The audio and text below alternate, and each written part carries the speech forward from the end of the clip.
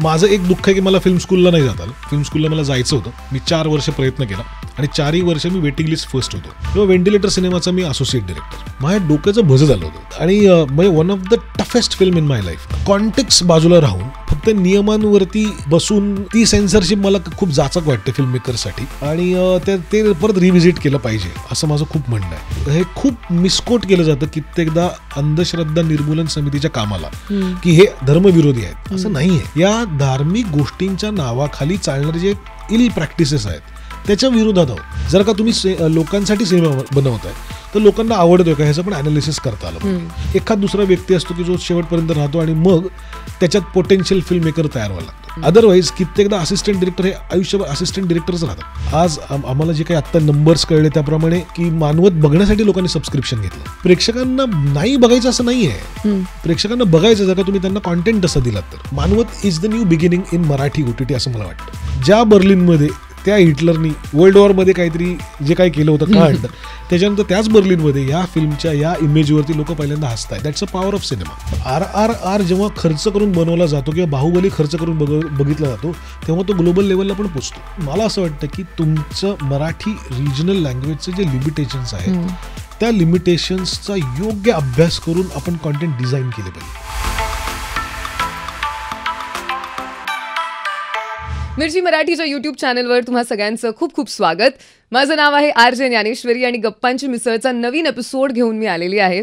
गेल्या काही एपिसोड्समध्ये अनेक अभिनेते आणि अभिनेत्री तुम्हाला दिसले असतील, पण त्याच्या जस्ट आधी एक फेज आलेली जिथे एकानंतर एक दिग्दर्शक माझ्या शोवरती येत होते आणि truly I had the best time, कारण मला खूप माझ्या मनातले प्रश्न त्यांना विचारता आले. आज खूप दिवसांनंतर पुन्हा एकदा एक दिग्दर्शक माझ्यासमोर बसलाय. 1 वर्ष आधी मला वाटतं तो परेश मोकाशी सरांसोबत आलेला आत्म पॅम्फलेटसाठी आणि आज तो आलेला आहे मानवत मर्डर्ससाठी. आशिष बेंडे, वेलकम टू मिर्ची पुन्हा एकदा. थँक्यू. मला खूप भारी वाटतंय की एका वर्षात पहिली इंडिव्हिज्युअल फिल्म 1 वर्ष आधी आणि आता पहिली इंडिव्हिज्युअल सिरीज 1 वर्षानंतर. How does that feel? अरे फारच मस्त. ऑक्टोबर महिना माझ्यासाठी कदाचित चांगला आहे असं दिसतंय, कारण 6 ऑक्टोबरला आत्म पॅम्फलेट रिलीज झाली होती आणि 4 ऑक्टोबरला मानवत मर्डर्स. आणि हे प्लॅन्ड नाहीये ना ऑक्टोबर? अजिबात नाही.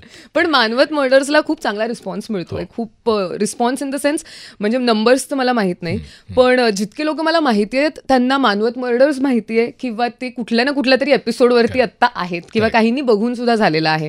तर तुझ्यापर्यंत कशा पद्धतीचा प्रतिसाद पोहोचतोय लोकांचा? खूप चांगला रिस्पॉन्स आहे. अर्थात याच्यामध्ये बऱ्यापैकी कौतुक पण आहे आणि काही लोकांचं क्रिटिसिझम पण आहे, and both R welcome.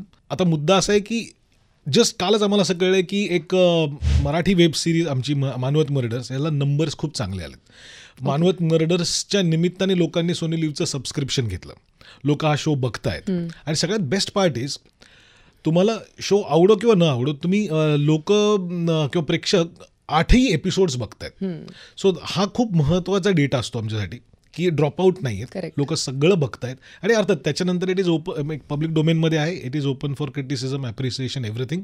And we are happy की लोक बघतायत. आणि काय म्हणतात, बेस्ट पार्ट नाही म्हणता येणार, इट्स ॲक्च्युली सॅड की मराठी सिनारिओमध्ये कुठलाच वेब शो नाही आत्ताचा. एकमेव वेब सिरीज आहे आता मानवत मर्डर्स आणि माझ्या माहितीप्रमाणे कुठलाच वेब शो किंवा मराठी कॉन्टेंट आत्ता फ्लोअरवरती पण नाही आहे. की काहीच घडत नसताना एका पॉईंटला हे सगळं की चला मराठी प्रेक्षक मराठी बघतच नाही असं जेव्हा एक ओरड चाललेली असताना एक असा शो येतो की जो शो लोकांपर्यंत पोहोचतोय आणि लोक तो बघतायत आणि त्याच्याबद्दल चर्चा होती, which is very good picture I think. 100%. म्हणजे मला असं वाटतं की फिल्म्स इतक्या अनाऊन्स होत आहेत, रोज उठल्यानंतर एका नवीन फिल्मचा टीजर आणि ट्रेलर मला दिसतोय, पण ऍक्च्युली वेब सिरीज मध्ये नाही दिसत आहे मला कुठेच, except Manvat murders. So thank you. खूप दिवसांनंतर आमचा उपास तुझ्यामुळे तुटलाय असं म्हणायला हरकत नाही.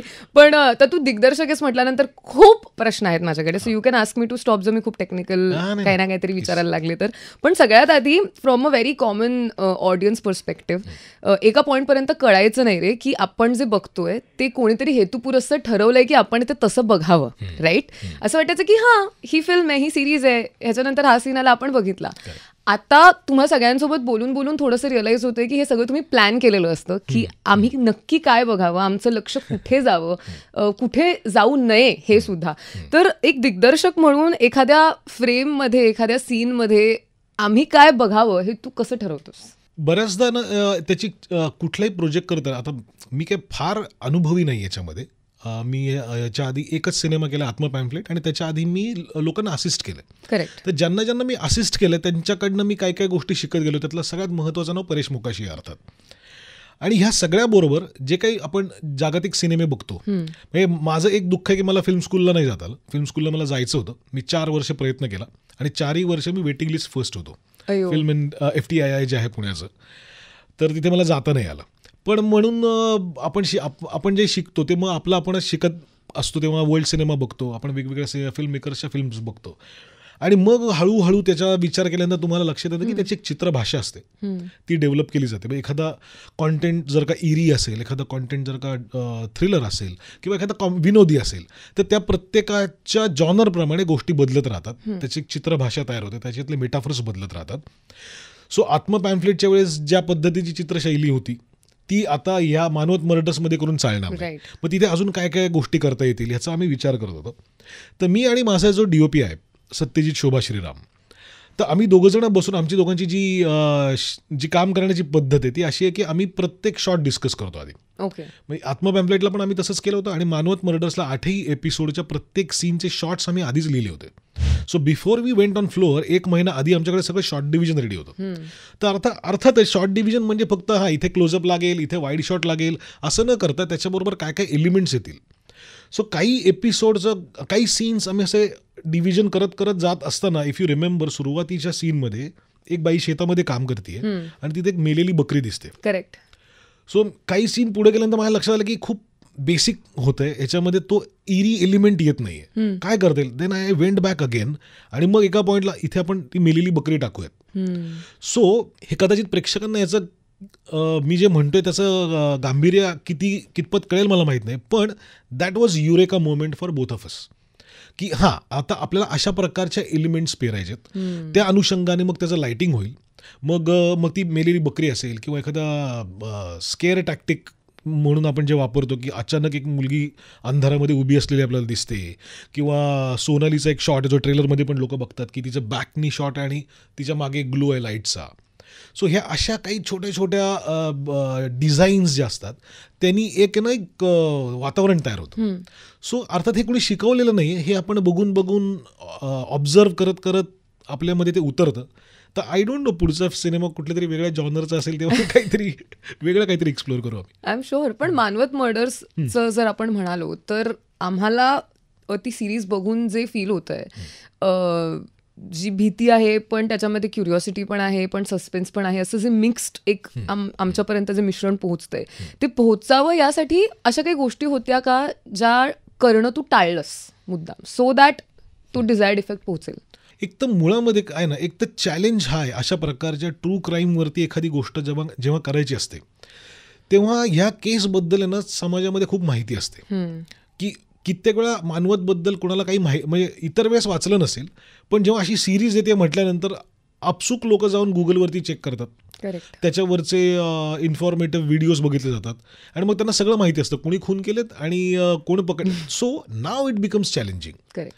की जर का अशा प्रकारच्या थ्रिलरमधला हा सस्पेन्स जो आहे की कुणी खून केलेत हे जर का लोकांना आधीच माहिती असेल तर मग दाखवण्यात काय पॉईंट आहे, किंवा ते कसं नीट मांडायचं. सो ते मांडत असताना मग आम्ही पहिल्यांदा एक गोष्ट टाळली की let's not keep the suspense. ही पहिली गोष्ट होती. म्हणजे हा अट्टहासच नाहीये की अट्टहासच नाही करत, कारण मला माहिती आहे की जवळजवळ 90% प्रेक्षक हे बघतो आणि कित्येकदा त्यांच्या अल्गोरिदममध्ये पण असा एक पुश कंटेंट यायला लागतो की मानवत बद्दल असं घडलं होतं बरं का. कित्येक लोकांना रिव्ह्यूज वाचून ते बघण्याची सवय, कित्येक रिव्ह्यूजमध्ये स्पॉयलर झालेले असतात. सो ह्या सगळ्या गोष्टींवरती मात कशी करायची, तर आम्ही म्हटलं की let's not keep this a suspense. आपण एक पोलीस प्रोसिजरल ड्रामा दाखवतोय. पोलिसांनी कशा पद्धतीनं ते सगळं प्रोसिडिंग्स केल्या. सो हे करत असताना ज्या काही गोष्टी टाळायच्या असतात त्यातलं पहिली गोष्ट म्हणजे सस्पेन्स नाही ठेवायचं, हेच आमचं ठरलं होतं. पण मग प्रेक्षकांना काय बांधून ठेवेल, तर मग एक सिनेमॅटिक भाषा एक चांगल्या प्रकारे प्रोडक्शन व्हॅल्यू असलेला एक कॉन्टेंट प्रेक्षकांना बघायला मिळेल, त्याच्यामध्ये उत्तम अभिनय बघायला मिळेल.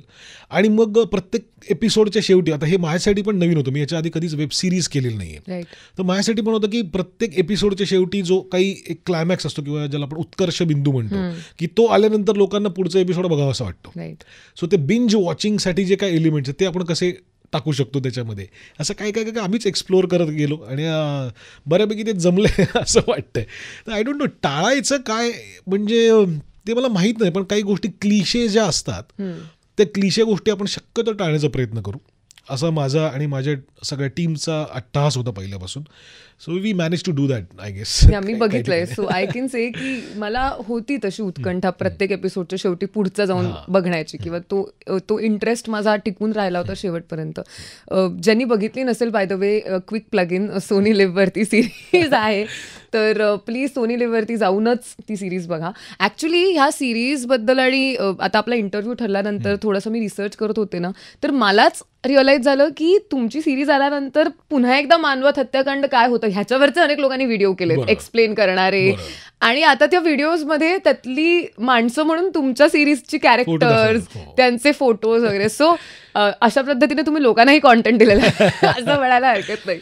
पण तू मगाशी म्हणालास तसं की तू खूप प्रोजेक्ट्सना असेस सुद्धा केलंयस, तू असोसिएट डिरेक्टर सुद्धा राहिलायस. So this could be a very lame question, पण जसं कॉर्पोरेटमध्ये एखाद्या व्यक्तीचं जॉब प्रोफाईल असतं, किंवा अनेक ठिकाणी आपण हे ऐकतो, लोक म्हणताना की director is the captain of the ship, तर या कॅप्टनच्या जॉब प्रोफाईलमध्ये एक्झॅक्टली काय काय गोष्टी असतात एक दिग्दर्शक म्हणून, आणि एक असोसिएट डिरेक्टर नेमकं काय करतो? सगळ्यात पहिलं म्हणजे दिग्दर्शन, कुठल्याही सिनेमा, मी असं मानतो की कुठल्याही सिनेमाचं दिग्दर्शन is not a solo act. Correct. हे नेहमीच तुम्हाला खूप लोक लागतात, एका माणसाचं काम नव्हे. पण हॅव्हिंग सेड दॅट, एक विजन असतं, ते विजन त्या दिग्दर्शकाचं असतं, ते सगळेजण फॉलो करतात, हे खरं आहे. सो आणि कित्येक वेळा असं असतं की मग काही दिग्दर्शक हे डिक्टेटर पण असतात, की मला हे असंच पाहिजे, हाच रंग पाहिजे, हेच कॉस्ट्यूम पाहिजे आणि अशा प्रकारे शॉट घेतला पाहिजे. अशा प्रकारचे हे काही दिग्दर्शक असतात, अशा लोकांबरोबरही मी काम केलेलं आहेच आहे. आणि काही लोक असतात जे मग परेशसारखे असतात, की is very much a team player, की त्याला पाहिजे तो ते करत असतोच, पण त्याचबरोबर all the suggestions are welcome. So खूप अप्रोचेबल आहे परेश, आणि ते मला जास्त आवडतं, कारण जेव्हा अशी सगळी माणसं एकत्र येतात तेव्हा ना आयडियाजची देवाणघेवाण होत ते प्रोजेक्ट उभं राहणं हे जास्त इंटरेस्टिंग वाटतं मला, की ती प्रोसेस पण एन्जॉयबल असते फॉर द पर्सन हिमसेल्फ. म्हणजे रोज आपलं जॉबला चाललोय, सकाळी शूटिंगला, असं न करता आज मजा करायला चाललोय, ह्या भावनेने जाणं जास्त महत्त्वाचं आहे. आणि त्याच्या शेवटी म्हणजे at the end of the day काहीतरी भरीव काहीतरी हातामध्ये मिळतं. हा दोन्ही माझ्या गेल्या प्रोजेक्ट्सच्या बाबतीतला अनुभव आहे, कारण माझे सगळे टेक्निशियन्स आहेत, ते टेक्निशियन नंतर आधी मित्र आहेत. हो, आम्हाला माहिती आहे की तू असशील तर त्याच्यासोबत 3 नावं तर डेफिनेटली येतातच. करेक्ट. सो असं आहे. Okay, which is interesting. आणि असोसिएट डिरेक्टर काय? Associate director is like right hand of the director. Okay. आणि तो सगळ्यात महत्त्वाचा दुवा असतो प्रोडक्शन आणि क्रिएटिव्ह पार्ट्सच्या मधला. ओके. की दिग्दर्शकाला हे हवं आहे, त्याच्या जवळपास जाणाऱ्या सगळ्या गोष्टी त्याच्यापर्यंत पोहोचवणे, त्याचं कम्युनिकेशन प्रोडक्शनच्या टीमबरोबर करणे. आणि प्रोडक्शन टीमचे कधी कधी काही प्रॉब्लेम असतात, जे बजेटरी असतात, किंवा हे इक्विपमेंट येणारच नाही आहे, आज तुम्ही विंटेज कार मागवली पण विंटेज कार आज अवेलेबलच नाही आहे, तर अशा वेळेस ऐन वेळेस प्लॅन करणं, की चल आज हे होत नाही आहे, किंवा हे आता सकाळी 12 वाजता ठरलं होतं पण हे 4 वाजता येईल, तर 12 ते 4 काय करावं, तर हे ऑन द टोज सतत पुढचं प्लॅनिंग करणं. ह्या सगळ्या गोष्टी ह्या फर्स्ट एडी किंवा चीफ असिस्टंट डिरेक्टर किंवा असोसिएट डिरेक्टर लेवलला केल्या जातात.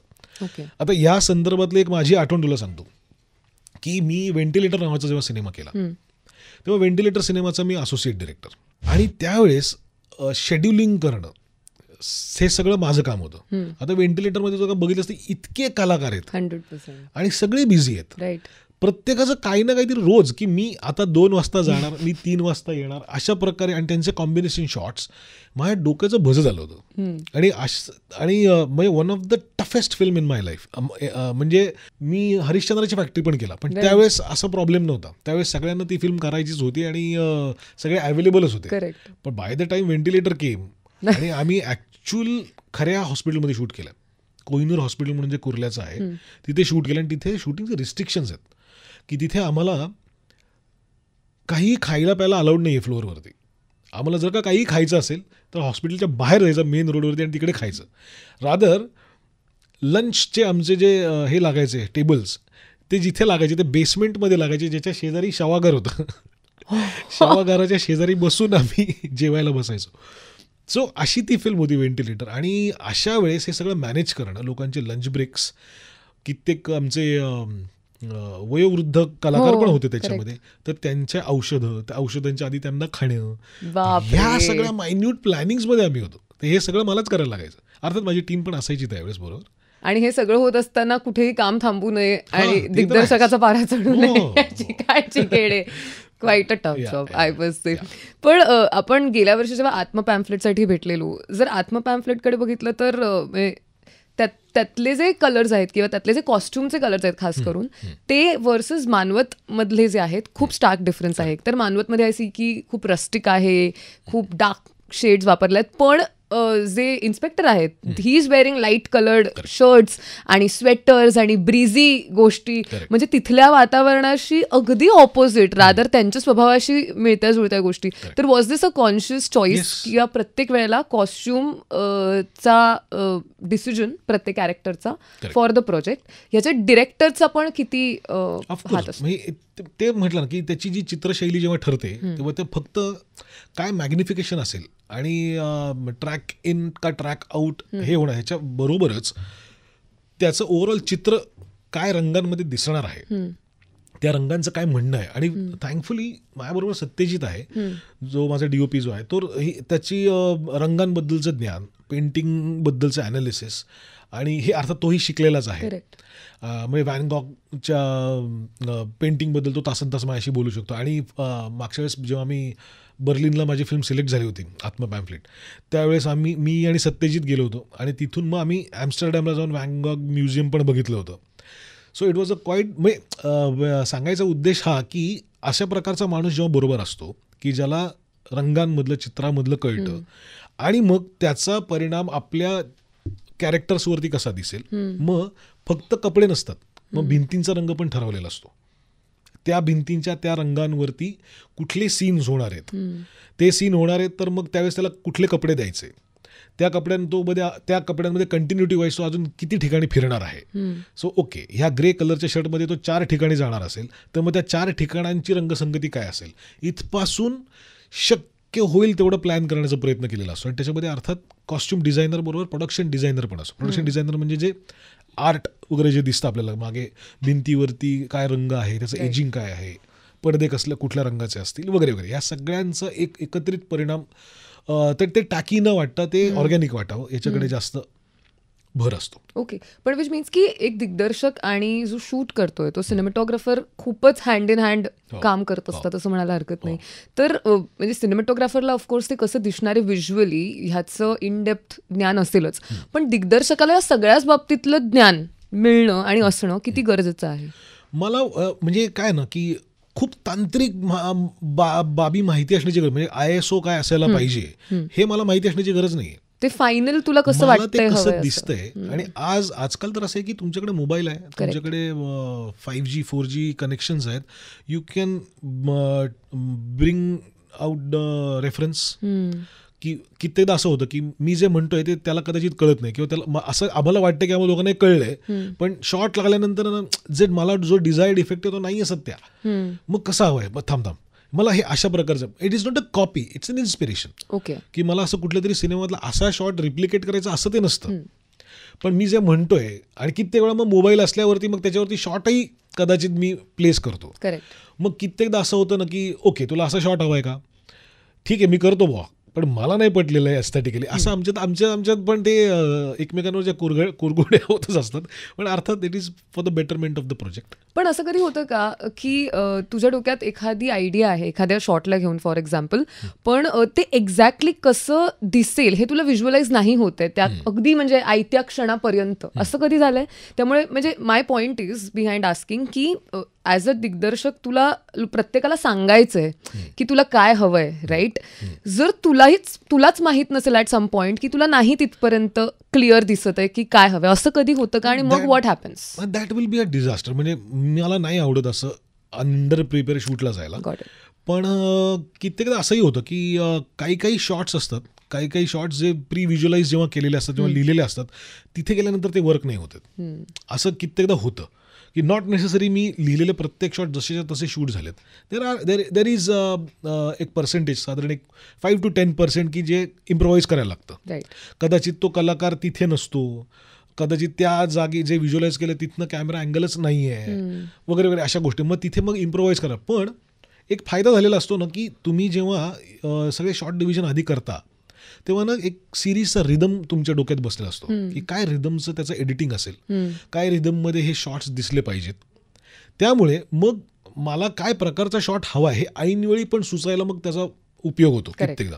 आता फॉर एक्झाम्पल एक शॉट आहे मानवत मर्डर्समध्ये की if you have seen the 3rd एपिसोडमध्ये जेव्हा हे सगळं जानकी डेअरी आणि काचू पाकू यांचं जे पॅरलल कटिंग जे होतं आणि फायनली एक फियास्को होतो आणि गोवारीकर सर उभे राहून आता सगळ्यांना झापतायत किंवा एका पेपरमध्ये आलेली हेडलाईन सगळं तो परांजे वाचतोय.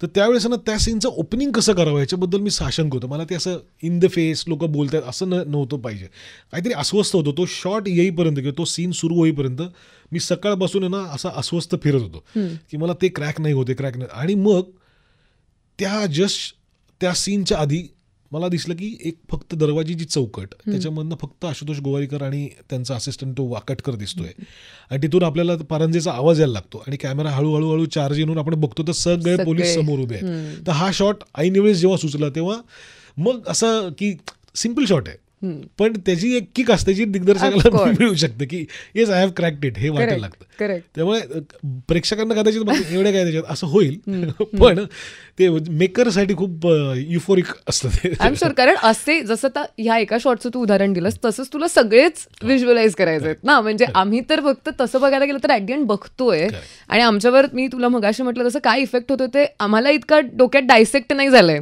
For us for just consuming it like a story आणि आमच्यावरती जो परिणाम होतोय तो होतोय. पण तो व्हावा यासाठी पण आय एम शुअर तुम्ही सगळे काहीतरी करत असाल की आम्हाला तर तसंच वाटतंय किंवा ते तसंच दिसतंय. आता मी मगापासून जे तुला सांगतोय ना की रंग, कपड्यांचा रंग, भिंतीचा रंग, शॉट कसा घेतलाय, तर ह्याचा आम्ही जेवढा विचार करतोय तेवढं डायसेक्ट प्रेक्षक नाही करणार आहे. त्यांच्यासाठी ती मोमेंटरी एक इमेज असते ती निघून जाते. पण या सगळ्या गोष्टींचा एक सबकॉन्शियस परिणाम होत असतो. म्हणजे जर टॅकी जर का झालं तर तुम्ही हे असं म्हणून सगळेजण बाहेर पडू शकतात. तुला तेव्हा ते डायसेक्ट जरी नसेल होत तरी सुद्धा त्या गोष्टीचा एक परिणाम आपल्यावरती होत असतो आणि म्हणून आपण हुक्ड असतो स्क्रीन. द फॅक्ट की मी बघत राहते is it self the effect of it, right. तू मगाशी आता एडिटिंगचं म्हणालास तर मला थोडंसं आवडेल त्याच्याबद्दल सुद्धा विचारायला की फॉर एक्झाम्पल आत्म पॅम्फलेटमध्ये the way it is edited त्याचा एक जो पेस आहे त्याच्यामुळे सुद्धा खूप फरक पडतो in the way we are perceiving it, right. तर सिमिलरली मानवत मर्डर्समध्ये सुद्धा एक वेगळा पेस आहे. It is not same at all. तर हा पेस तुम्ही कसं डिसाईड करता, कसं ठरवता आणि कोणत्याही प्रोजेक्टमध्ये जितकं महत्त्वाचं व्हिज्युअलायझेशन आणि शूटिंग आहे तितकं एडिटिंग काय गेम चेंजर असतं? एडिटिंग इज म्हणजे सगळ्यात मेन माझ्यासाठी की जिथे खरा सिनेमा बनतो, राईट, दॅट इज एडिट. पण editor is not a magician. तुम्ही जर का आडामध्येच तुमच्या काही आणलं नाहीत तर तो एडिटर तरी बिचारा काय करणार? म्हणजे तुम्ही त्यासमोर का पदार्थच नीट ठेवला नसेल तर तो किती त्याचं बरं करणार? असं किती म्हणजे फैजल ज्याच्याबरोबर मी आत्ता दोन्ही प्रोजेक्ट केले तर ही इज अ मास्टर. म्हणजे मी मुंबईत आल्यानंतर माझे पहिले 2 फिल्म्स ज्या होत्या त्याचा एडिटर फैजल होता. तिथे आमची ओळख झाली आणि तेव्हापासून I wanted to work with him आणि आत्म पॅम्पलेटमुळे मला ती संधी परत मिळाली आणि त्याच्याबरोबर मी काम परत केलं. आता गंमत अशी आहे ना की त्याच्याबरोबर माझे हे डिस्कशन्स खूप वेळा झालेत की तो असे काही सिनेमे करतोय की ज्याच्यामध्ये त्यालाच मजा येत नाहीये. म्हणजे त्याचं एवढंच काम आहे की I am just trying to save the project. असं कित्येकदा होतं. मी आता कुठल्या प्रोजेक्टची नावं घेणार नाही पण असं कित्येकदा, आणि फक्त फैजलचं नाही, हे असं खूप एडिटर्सचं होतं की ना अर्धवट प्री प्रोडक्शनच्या बळावरती शूट करून मग आता सांगितलं आता तू हे वाचव बाबा, तर तसं नाही होऊ शकत. म्हणजे फैजलच्या इथे स्टुडिओमध्ये काहीतरी त्यांनी एक छोटंसं एक चित्र एक स्लोगन पण लावले होते की एडिटसाठी शूट करा, असं त्यांनी सगळ्या फिल्म मेकर्सला कळावं असं ह्याच्यामध्ये त्यांनी लावलं होतं. सो पण आता अर्थातच म्हणजे माझी जी पद्धत आहे काम करण्याची ती अशीच आहे की आम्ही एडिट आधी डोक्यात ठेवूनच आम्ही शूट करायला जातो. त्यामुळे त्याचा एक रिदम ठरतो. जसं आत्म पॅम्पलेटचा वेगळा होता. मी म्हटलं you will be surprise to know की जनरली जेव्हा सिनेमाचा फर्स्ट कट होतो, फर्स्ट कट म्हणजे सगळे शॉट्स ओके शॉट्स लावून कसं जे वाटतं अपेक्षित आहे ते जे लाईनअप तयार होतो, तेव्हा ते सपोज सिनेमा 2 तासाचा असेल तर कदाचित लाईनअप 2.5 तासाचा पण असतो. आणि मग हा ओके हे असं आहे का, आता मग ट्रिमिंग सुरू करू. आता आत्म पॅम्फलेट हा सिनेमा इतका कट टू कट शूट केला होता आम्ही की ती आत्ता जी फिल्म आहे रन टाइम सिनेमाचा 90 मिनिट 90 मिनिट्स राईट. आणि आमचा फर्स्ट कट 94 मिनिट्स होता. व्हॉट. सो आम्ही फक्त 4 मिनिटं ओव्हरशूट केलं होतं.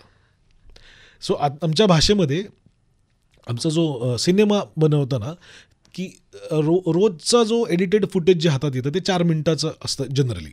सो आम्ही 1 दिवस ओव्हरशूट केलं असं आम्ही म्हणू शकतो त्याच्यामध्ये. वाव.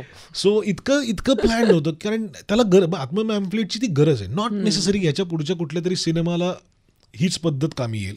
तिथे कदाचित अभिनेता कसा इम्प्रोवाइज करतोय, जरा थोडंसं लिबर्टी घेऊन आपण थोडं अजून एक्स्ट्रा शूट करूयात असं पण कदाचित कधी करावं लागेल, आय डोंट नो. पण आत्म pamphlet was very narration driven असल्यामुळे आणि परत ह्या एक्सरसाइजचा उपयोग मानवतच्या वेळेस मला झाला. कारण मानवतमध्ये परत गंमत अशी आहे की आत्म पॅम्फलेटची 90 मिनिटाची फिल्म शूट करायला आम्हाला जवळजवळ 38 दिवस लागले. अर्थात तेव्हा कोरोनाचा काळ होता आणि रिस्ट्रिक्शन्स होते आणि संध्याकाळी 5 वाजता पॅकअपच व्हायचं, घरी जायला लागायचं. सो ह्या सगळ्या रिस्ट्रिक्शन आणि प्लस 50% लेस क्रू पण असायचा. तर ह्या सगळ्यांमुळे थोडेसे आम्हाला नंबर ऑफ डेज 38 दिवस लागले. चल, सो 90 मिनिट्सची फिल्म 38 दिवस हे गणित आहे. हे जे 8 एपिसोड्स आहेत म्हणजे ऑलमोस्ट 3 आत्म पॅम्फलेट आहेत. करेक्ट. 3 म्हणजे सपोज 30 मिनिटाचा एक एपिसोड तो ऑन अन ॲव्हरेज पकडला तर मी जवळजवळ 3 आत्म पॅम्फलेट शूट केलेत इन 51 डेज. बापरे. 38 दिवसात 90 मिनिटं आणि 51 दिवसामध्ये 3 आत्म पॅम्फलेट. हे जर का गणित बसवायचं असेल तर you have to be precise. म्हणजे मी आणि माझा DOP शूट आम्ही रोज रनिंग लंच म्हणजे लंच ब्रेक झाला म्हणून आता चला सगळे नीट निवांत बसून खाऊया नाही आम्ही चला हा शॉट घेऊयात, मग मध्ये रोल खातोय अशा पद्धतीने जरा जणू काही आम्ही सीमेवरतीच आहोत कुठेतरी अशा प्रकारे आम्ही शूट करत होतो. आणि हे सगळं शूट मानवत तर तिथेच तुम्ही जाऊन शूट केलं. ह्याच्यातलं बरंचसं शूट भोर तालुक्यात झालंय. म्हणजे पोलीस स्टेशन, गेस्ट हाऊस, अजून छोटी छोटी घरं आणि जे टेरेन शॉट्स आहे जिथे फ्लॅटलँड म्हणजे मराठवाडा ज्याच्यासाठी आहे जे बऱ्यापैकी आहेत इन द सिरीज. तर ते टेरेन शॉटसाठी आम्ही मग छोटंसं शेड्यूल आमचं मराठवाड्यातच परभणीमध्ये पाटोदा नावाचं गाव आहे त्याच्या आसपासच्या भागांमध्ये आम्ही शूट केलं होतं. Okay interesting. आता थोडंसं मी म्हणजे आता आपण थोडं टेक्निकल बोललो पण खूप वेळा जेव्हा इंटरव्ह्यूज असतात आणि एखादा दिग्दर्शक असतो आणि बाकी ॲक्टर्स असतात तेव्हा नेहमीच सगळे ॲक्टर्स दिग्दर्शकाचं खूप कौतुक करतात आणि अनेक वेळेला मी लोकांना हे म्हणताना बघितलंय की अरे हा दिग्दर्शक भारी आहे कारण ह्यांनी माझ्याकडनं ते काढून घेतलं. तर मला खरंच कधी कधी कळत नाही की हे काढून घेणं काय असतं. तर मी तुला विचारते की जेव्हा एखादी व्यक्ती असं म्हणते एखाद्या दिग्दर्शकाबद्दल तर दिग्दर्शक नेमकं काय काढून घेतो ऍक्टरकडनं? एकतर मुळामध्ये कित्येकदा असं असतं की प्रत्येक ऍक्टर हा वेगळा आहे. त्यामुळे दिग्दर्शनाची एक आणि एक पद्धत नसते. म्हणजे आता फॉर एक्झाम्पल माझी पद्धत जर का बघितलीस तर मोठी जे असतं की शूटवरती आल्यानंतर सगळे ऍक्टर जेव्हा येतात तेव्हा आता परेश सगळा सीन सगळ्यांकडनं करून घेतो आणि मग तो करत असताना मग त्याला शॉर्ट सुचत जातात. रिहर्सल सारखं. अच्छा. की तू असं म्हण, तू तसं म्हण. जनरली तो वाक्य काय रिदम मध्ये बोलली पाहिजेत, त्याच्या मागे भाव काय असेल. Paresh is more into that. माझं जे कामाची पद्धत आहे ती अशी आहे की माझ्या डोक्यात आधी माहिती आहे मला की माझं हे 4 शॉट्समध्ये हा सीन मला करायचा आहे. तर जेव्हा कलाकार येतात तेव्हा कलाकारांना मी सांगतो पहिला शॉट हा, दुसरा शॉट हा, तिसरा शॉट हा आणि हा चौथा शॉट. म्हणजे वाईड, OS आणि मग क्लोज असे जर का डिव्हिजन असेल तर मग आपण हा पहिले 2 शॉट सोडलेत, आता आपण तिसरा करतोय. तिसऱ्या शॉटमध्ये तुझं ह्या वाक्यापासून हे एवढंच आहे. सो याचा फायदा कलाकारांना असा होतो, म्हणजे जो मला सईनी सांगितला की हे आम्हाला फार उपयोगाला येतं की एका सीनमध्ये आम्ही एक इंटेन्सिटी ठरवतो ना. सो आता मी त्या मूडची जी इंटेन्सिटी आहे तर मी आता ह्या पीकला आहे, मला ते पहिल्यांदा करायचं आहे आणि मग शेवटी तू पहिला शॉट घेणार आहेस तेव्हा मी कुठल्या पेसला असलं पाहिजे हे मला कळलेलं आहे. सुरुवातीची इंटेन्सिटी. असा फायदा तिच्याकडनं आलेला फीडबॅक होता. सो आणि बाकी आता कलाकारांबरोबर जेव्हा आपण काम करतो तेव्हा प्रत्येक ॲक्टर बरोबर दिग्दर्शन करत असताना वेगवेगळ्या मेथड्स वापरायला लागतात. म्हणजे लहान मुलं असतात, लहान मुलांबरोबर पहिलं म्हणजे ब्रेक द आईस, त्याच्याबरोबर मैत्री करायला लागते. कित्येकदा असं असतं की एखादं लहान मुलं असं असतं की जे पटकन मित्र होतं. पहिल्यांदा मी गेलं म्हणजे माझं जे असतं लहान मुलांबरोबर गेले ना पहिल्यांदा मी त्याबरोबर त्याला कम्फर्टेबल करण्याचा प्रयत्न करणार. सगळ्यात बेसिक टेक्निक असतं हात पुढे करणं आणि टाळी दे. तर तो टाळी द्यायला गेलं की ती चुकवायची. मग 2-3दा तर पहिल्यांदा तो असा कॉन्शियसली टाळी देतो, नंतर मग कॉम्पिटेटिव्ह होतो आणि मग एकदा त्याची टाळी बसली की त्याला लक्षात येतं की अरे हा आपलाच आहे कोणतरी. आणि मग ह्याच्यानंतर मग त्याच्याबरोबर त्याला ब्रीफ करणं सोपं जातं. कधी कधी काही लहान मुलं असतात जी एकदम मला येत आहे सगळं ह्याच्यातच असतात. मग त्यावेळेस त्याच्यासाठी काहीतरी वेगळं वापरावं लागतं, पण तरी मैत्री तर क्रॅक करायला लागते. हे मोठ्यांसोबत होतं का पण? हो, कित्येकदा होतं अर्थात. की टाळी देणारी आणि मला येत आहे. बऱ्याचदा मोठ्या लोकांचं म्हणजे लहान मुलं कित्येकदा ना फ्लुइड असतात बऱ्यापैकी. मोठ्या लोकांचं तसं नसतं. मोठ्या लोकांचं कित्येकदा असं असतं की मला येत आहे.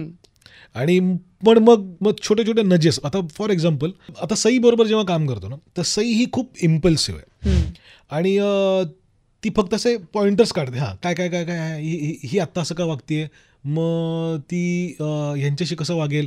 सो बेसिक तिला मी बेसिक खाद्य पुरवलं की मग ती पटकन ती परफॉर्म करते. असं वाटतं की तिने काहीच अभ्यास नाही केला, ती एकदम इम्प्रोवायजच करते. तसं नाही आहे. तिचं वर्किंग असतं, तिचा तो झोन ती पकडते, एकदम क्विकली पकडते. त्याच्यानंतर सोनाली आहे. सोनाली म्हणजे ना खूप अभ्यास करून येणार आणि मग ती तुझ्यासमोर ना एक पत्ते टाकणार. मी हे करू का, नको ते करू का, ती व्हेरिएशन्स देत राहणार मला. तिने वेगवेगळे व्हर्जन्स आणलेले असतात. त्याचबरोबर ती काही फिजिकल ॲट्रिब्यूट्स असतात. मी हे करून बघू का, मी इथे मिसरी घासून बघू का, मी इकडे हे पाण्याचं भांडं उचलून फेकून देऊ का, तरी असं ती ह्या. सो ह्याच्यातलं कित्येकदा काढत असताना सुद्धा मला पण काहीतरी सापडतं. सो तो गिव्ह अँड टेक तिच्याबरोबर होतो. करेक्ट. आता अशा खूप गोष्टी असतात की काही कलाकारांना थोड्याशा नजेस चालतात, काही कलाकारांना सांगायला लागतं की मी जे म्हणतोय तसंच बोल. असंही असतं की मी तुला वाक्य बोलून दाखवील, तशाच रिदममध्ये तू पण बोल. असे पण काही कलाकार असतात. तर हे माहीत नाही की हे कुठनं येतं, पण ते आपल्या डोक्यामध्ये एक रिदम सेट असतो. आपल्याला माहिती असतं आपल्याला काय झोनमध्ये काम करायचं आहे. सो ते प्रत्येक कलाकार परत्वे ते दिग्दर्शनाचं एक टेक्निक बदलत राहतं. हे म्हणजे माणसं टॅकल करणं पण आलं ह्याच्यात. It is all about management. Literally. पण मी हे ऐकलंय खूप लोकांकडनं की म्हणजे रादर परेश सरच म्हणालेली एका इंटरव्ह्यूमध्ये, मला वाटतं नाच गं घुमाच्या वेळेला जेव्हा ते आलेले, की काही गोष्टींबद्दल मला असं वाटतं की ह्याचा सिनेमा होईल आणि काही गोष्टींना बघून वाटतं की मला सिनेमा नाही दिसत आहे. तर मी त्यांनाही हा प्रश्न विचारला, मी तुलाही हा प्रश्न विचारते की सिनेमा, काही बाबतीत सिनेमा दिसतो आणि काही गोष्टींमध्ये सिनेमा नाही दिसत, म्हणजे नक्की काय होतं? जे मी पहिल्यांदा म्हटलं की ती जी चित्रभाषा आहे ते त्या चित्रभाषा आणि त्याला जे एक तंत्र आहे, जो कॅमेरा असतो, त्या कॅमेरा कित्येकदा काही साहित्यांमध्ये अशा गोष्टी लिहिलेल्या असतात की ते इतक्या सुंदर म्हणजे त्याचं सौंदर्य त्याच्या शब्दांमध्ये ते कदाचित कॅमेऱ्यात कॅप्चर नाही करता येणार. म्हणजे एखाद्या पदार्थाविषयी पान भरून कौतुक लिहिलंय तर मी व्हिज्युअली फक्त तो एकदा दाखवणार आहात, एवढंच त्याचं अस्तित्व असणार आहे. सो ते समजायला पाहिजे की आपल्याला आवडलेली साहित्यकृती ही जेव्हा माध्यम बदलतं, म्हणजे पुस्तकातून कदाचित ती एखाद्या पॉडकास्टमध्ये किंवा ऑडिओ बुकमध्ये कदाचित अजून बेटर वाटू शकेल, पण ती कदाचित व्हिज्युअलमध्ये आल्यानंतर एवढी चांगली नाही वाटणार. सो ते आपण ठरवायला पाहिजे की मला आवडलेली प्रत्येक साहित्यकृती मी आता करत सुटतो सिनेमा, असं नाही होऊ शकत. आणि कित्येक वेळा असं असतं की एखादा सुमार दर्जाचा लेख सुद्धा कदाचित सिनेमॅटिकली खूप एनरिचिंग असू शकतो. ओके. सो त्याच्यामध्ये ते फुलवण्याची ती पॉसिबिलिटी तुला दिसते? पॉसिबिलिटी असायला, ती पॉसिबिलिटी आपल्याला दिसली पाहिजे आणि we should be honest with that. Correct. की जस्ट मला एक प्रोड्युसर मिळाला आहे आणि माझ्याकडे एक आवडलेली कथा आहे म्हणून आता मी करून बघतो, ह्याला काही अर्थ नाही आहे. पण तुला झालाय असं कधी एखादी चांगली कथा वाचून करून बघण्याचा मोह आणि मग तू टाळलायस because you have convinced yourself somehow की नाही होणार आहे? कित्येक जी कुलकर्णींच्या काही कथा आहेत की म्हणजे त्यांच्या शॉर्ट स्टोरीजचं एक पुस्तक होतं माझ्याकडे. प्रत्येक कथा वाचल्यानंतर वाटत म्हणजे तो जो काळ होता माझा कॉलेजमधनं पासआउट होताना, मला असं नवीन नवीन फिल्म मेकर होण्याची जी खुमखुमी होती, तेव्हा मला त्यांच्या प्रत्येक गोष्ट वाचताना वाटायचं की चला ह्याचं काय भारी शॉर्ट फिल्म होईल. तर सुरुवातीच्या काळात शॉर्ट फिल्म्स मला जेव्हा करायच्या होत्या तेव्हा कित्येक जी कुलकर्णींच्या कथा मी अशा वाचून त्याचं शॉर्ट डिव्हिजन करूया, त्याचं हे करूयात असं करून फायनली सोडून दिल्यात. ओके. आता तू ऍक्च्युली शॉर्ट फिल्मचं म्हणालास, त्याच्यावरनं मला हे विचारायला आवडेल की असं होतं बघ, आपण एखादी शॉर्ट फिल्म अचानक आपण बघतो ज्याला अपॅरेंटली बऱ्यापैकी अवॉर्ड्स मिळालेले असतात, क्रिटिकली अक्लेम झालेली असते, मग आपल्याला कळतं की अरे हा माणूस दिग्दर्शक नव्हताच कधी, हे ह्यांनी पहिल्यांदाच केलंय. सो आपण त्याला आत्मस्फूर्तीने त्या व्यक्तीने केलेलं काहीतरी काम म्हणू शकतो. त्यानंतर त्या व्यक्तीला त्याच्यात अजून इंटरेस्ट असेल तर तो टेक्निक सुद्धा अजून शिकतो आणि त्यानंतर टेक्निक सुद्धा त्यात येतं. सो एखाद्या क्रिएटिव्ह प्रोसेसमध्ये आत्मस्फूर्ती आणि हे टेक्निक ह्याचं तुझ्यासाठी काय पर्सेंटेज डिव्हिजन आहे, आणि फक्त आत्मस्फूर्तीवरती एखादी कलाकृती तरुण जाऊ शकतं असं तुला वाटतं का? नाही, आता बघ, कित्येकदा असंही आहे ना की हा शेवटी सिनेमा इंडस्ट्री म्हणजे चित्रपट सृष्टी म्हणजे इंडस्ट्री आहे आपल्याकडे. सो व्यावसायिक गणितं पण आहेत. करेक्ट. सो कित्येकदा असं नसतं की आता मानवत सारखी जी गोष्ट आहे ती माझ्या आत्मस्फूर्तीमधून आलेली गोष्ट नाही आहे. माझ्याकडे हे चालून आलेलं स्क्रिप्ट आहे की तू डिरेक्ट कर. हा, की मी हे स्वतःहून पिच केलेलं नाहीये. हे गिरीश जोशींनी लिहिलेलं आहे. आदिनाथ कोठारे प्रोड्युसर होता, त्या दोघांनी मिळून, आणि सोनी लिव्ह मधली आमची जी मैत्रीण आहे तन्मयी देव, या सगळ्यांनी मिळून हे प्रोजेक्ट डेव्हलप केलं. माझ्या आधी अजून 2 वेगळे डिरेक्टर्स होते, ते देवर सपोज टू डिरेक्ट मानवत, पण समहाव ते वर्क नाही झालं. आणि मग माझ्याकडे आलं. आत्म पॅम्पलेट रिलीज झाल्यानंतर माझ्यावरती एक लोकांना कॉन्फिडन्स आला की हा करेल वाटतं. हे त्याच्यानंतर आलं. त्याच्यानंतर आलं म्हणजे तोवर सिनेमा सिलेक्ट झाला होता बर्लिनला, त्यामुळे जरा माझ्यावरती कॉन्फिडन्स दाखवला, फोटो वगैरे दिसायला लागले तिथले त्याच्यानंतर. सो त्याच्यानंतर ते माझ्याकडे आलं, आणि मग माझ्याकडे आल्यानंतर मग मी त्याच्यावरती काम केलं. मग काही एपिसोड्समध्ये काही रिस्ट्रक्चरिंग केलं. जे कित्येकदा असं असतं ना की ते म्हटलं की रायटरला काय म्हणायचंय आणि दिग्दर्शक जर का कन्व्हिन्स नसेल की मला तुम्ही म्हणताय ते ह्याच्यात चांगलं वाटतंय पण मी कन्व्हिन्स नाही आहे मी कसं शूट करायचं ह्याच्यात, तर मग मला माझ्या कन्व्हिक्शन प्रमाणे मला काही चेंजेस करावेसे वाटतात. सो मग तो मला फ्री हँड गिरीश जोशीने दिला होता, त्याप्रमाणे मी काही गोष्टी चेंजही केल्या. ओके. पण मग त्याच्यात sorry I am coming back to the question की मी मगाशी म्हणतात असं की हे काय म्हणतात असं की इन्स्टिंक्ट आणि टेक्निक ह्याचं काय कनेक्शन असतं, किती पर्सेंटेज कसं असतं ते? असं पर्सेंटेज नाही म्हणजे नॉट एक्झॅक्टली, पण तुला काय वाटतं की किती इन्स्टिंक्ट काम करतं, किती इन्स्टिंक्ट? मला असं वाटतं बरं वाईट आपल्याला कळतं ना का ही गोष्ट चांगली आहे का वाईट आहे, हे जेवढं कळतं तितकंच ते दिग्दर्शन करताना या गोष्टी कळतात. प्लस त्याच्याबरोबर क्राफ्ट आहे तुमच्यावरती, इतर सिनेमा आणि वाचन करून आणि इतर लोकांबरोबर काम केल्यानंतरचा एक इन्फ्लुएन्स आहे. या गोष्टींबद्दल स्वतः थोडेसे म्हणजे कित्येकदा असं असतं ना की कुठल्या तरी एखाद्या प्रकारामध्ये मी वीक असू शकतो, तर मला माझे लिमिटेशन्स माहिती पाहिजेत, मी हे नाही करू शकत. म्हणजे कित्येकदा जो अत्यंत एक डीप सिनेमा असतो, म्हणजे माझ्यावरती खूप अफेक्ट केलेला एक सिनेमा आहे टर्टल्स कॅन फ्लाय नावाची एक फिल्म आहे. ती मी खूप आधी अशी टर्किश फिल्म आहे, टर्किश इराणियन फिल्म आहे, आणि ती फिल्म मी खूप आधी बघितली होती एका फेस्टिवलमध्ये, आणि ती फिल्म स्टील हॉन्ट्स मी. कारण ती त्याच्यातली लहान मुलं, म्हणजे मी खूप लहान मुलांचे सिनेमे केले. आत्म पॅम्पलेटमध्ये लहान मुलं आहेत, चिंटू, एलिझाबेथ एकादशी, ह्या सगळ्या सिनेमामध्ये लहान मुलांबरोबर इवन हरिश्चंद्रच्या फॅक्टरीमधले ते दोघे फाळकेंची मुलं, ते म्हणजे माझ्या कडेवरतीच असायचे दिवसभर. सो हे मी केलं, पण त्या सिनेमात लहान मुलांनी जे काम केलंय ते कदाचित मी नाही करून घेऊ शकणार. मला इतकं म्हणजे, आणि कदाचित तो जॉनर किंवा त्याच्यात जे म्हणायचं आहे ते मला जमेल का, तर मला आत्ता कॉन्फिडन्स नाही आहे. मे बी कदाचित अजून काही वर्षांनी थोडंसं अजून डेव्हलप झाल्यानंतर कदाचित मी करू शकेन तेव्हा, पण आत्ता दॅट फिल्म हॉन्ट्स मी. विचित्र म्हणजे तुम्ही it will disturb you to your core. बापरे. Okay, interesting. आत्म पॅम्फलेटकडे जर मी पुन्हा आले तर त्याच्यात जो तू जॉनरा वापरलाय सटायर, मला तुला विचारायचं की खूप ॲज अन ऑडियन्स आपण तेव्हाही बोललेलो की आमच्या सगळ्यांसाठी सुद्धा एक नवीन अनुभव होता, नवीनपेक्षा पण वेगळा अनुभव होता, ट्रीटमेंट वाईज किंवा ज्या पद्धतीने ती गोष्ट सांगितली जाते, त्याच्यातून काय काय सांगण्याचा प्रयत्न, त्याचे अंडरकरंट्स जे होते ते सगळे पोहोचत होते, आणि अशा पद्धतीने घास भरवला जाण्याची सवय नसल्यामुळे it was a different experience, right? पण तू या जॉनराबद्दल तू कुठून शिकलास, किंवा तू असं काय बघत होतास, काय वाचत होतास ज्यांनी तुला हा जॉनरा अवगत झाला असं तुला वाटतं? एक तर मुळामध्ये परेशच्या लिखाणामध्ये बऱ्याचशा गोष्टी आल्या होत्या जे आम्हाला म्हणायचं, आणि एक सिनेमाचं तत्वज्ञान म्हणून म्हणजे आत्म पॅम्फलेटमध्ये जे म्हणायचं आहे की जे आपण एका युटोपियन सोसायटीबद्दल जे बोलतो की कसं डिस्क्रिमिनेशन नसावं, कसं जाती पासून ते जेंडरपर्यंत असे डिफरन्सेस नसावेत, अशा प्रकारचा जो थॉट मला माझ्या प्रत्यक्ष खऱ्या आयुष्यातच मांडायचा आहे, तो या सिनेमातनं सांगण्याची मला संधी मिळाली. आणि अर्थातच एक मजेशीर गोष्ट होती की लहान मुलांच्या खांद्यावरनं गोळ्या चालवायच्या होत्या. त्यामुळे तुम्ही जर का त्या लेवलला गेलात, लहान मुलांच्या दृष्टिकोनातून जगाकडे बघायला गेलात, तर मग ते ऑफेन्सिव्ह होत नाही. सो आता हे मला कसं कळलं, तर ते अर्थात परेश बरोबरच्या कित्येक डिस्कशन्समधनं आलं. काही सिनेमे आपल्याकडे जे आहेत की थोडंसं अतिरंजित विनोद ज्याच्यामध्ये होतो, ज्याचं खूप भारी उदाहरण आपल्याकडच्या सिनेमा सृष्टीमधलं जे आहे ते म्हणजे जाने भी दो यारो. जाने भी दो यारो इज अ पॉलिटिकल सटायर. आत्म पॅम्फलेट सुद्धा सोशल फिल्म जरी असेल तरी it's a very politically satirical film.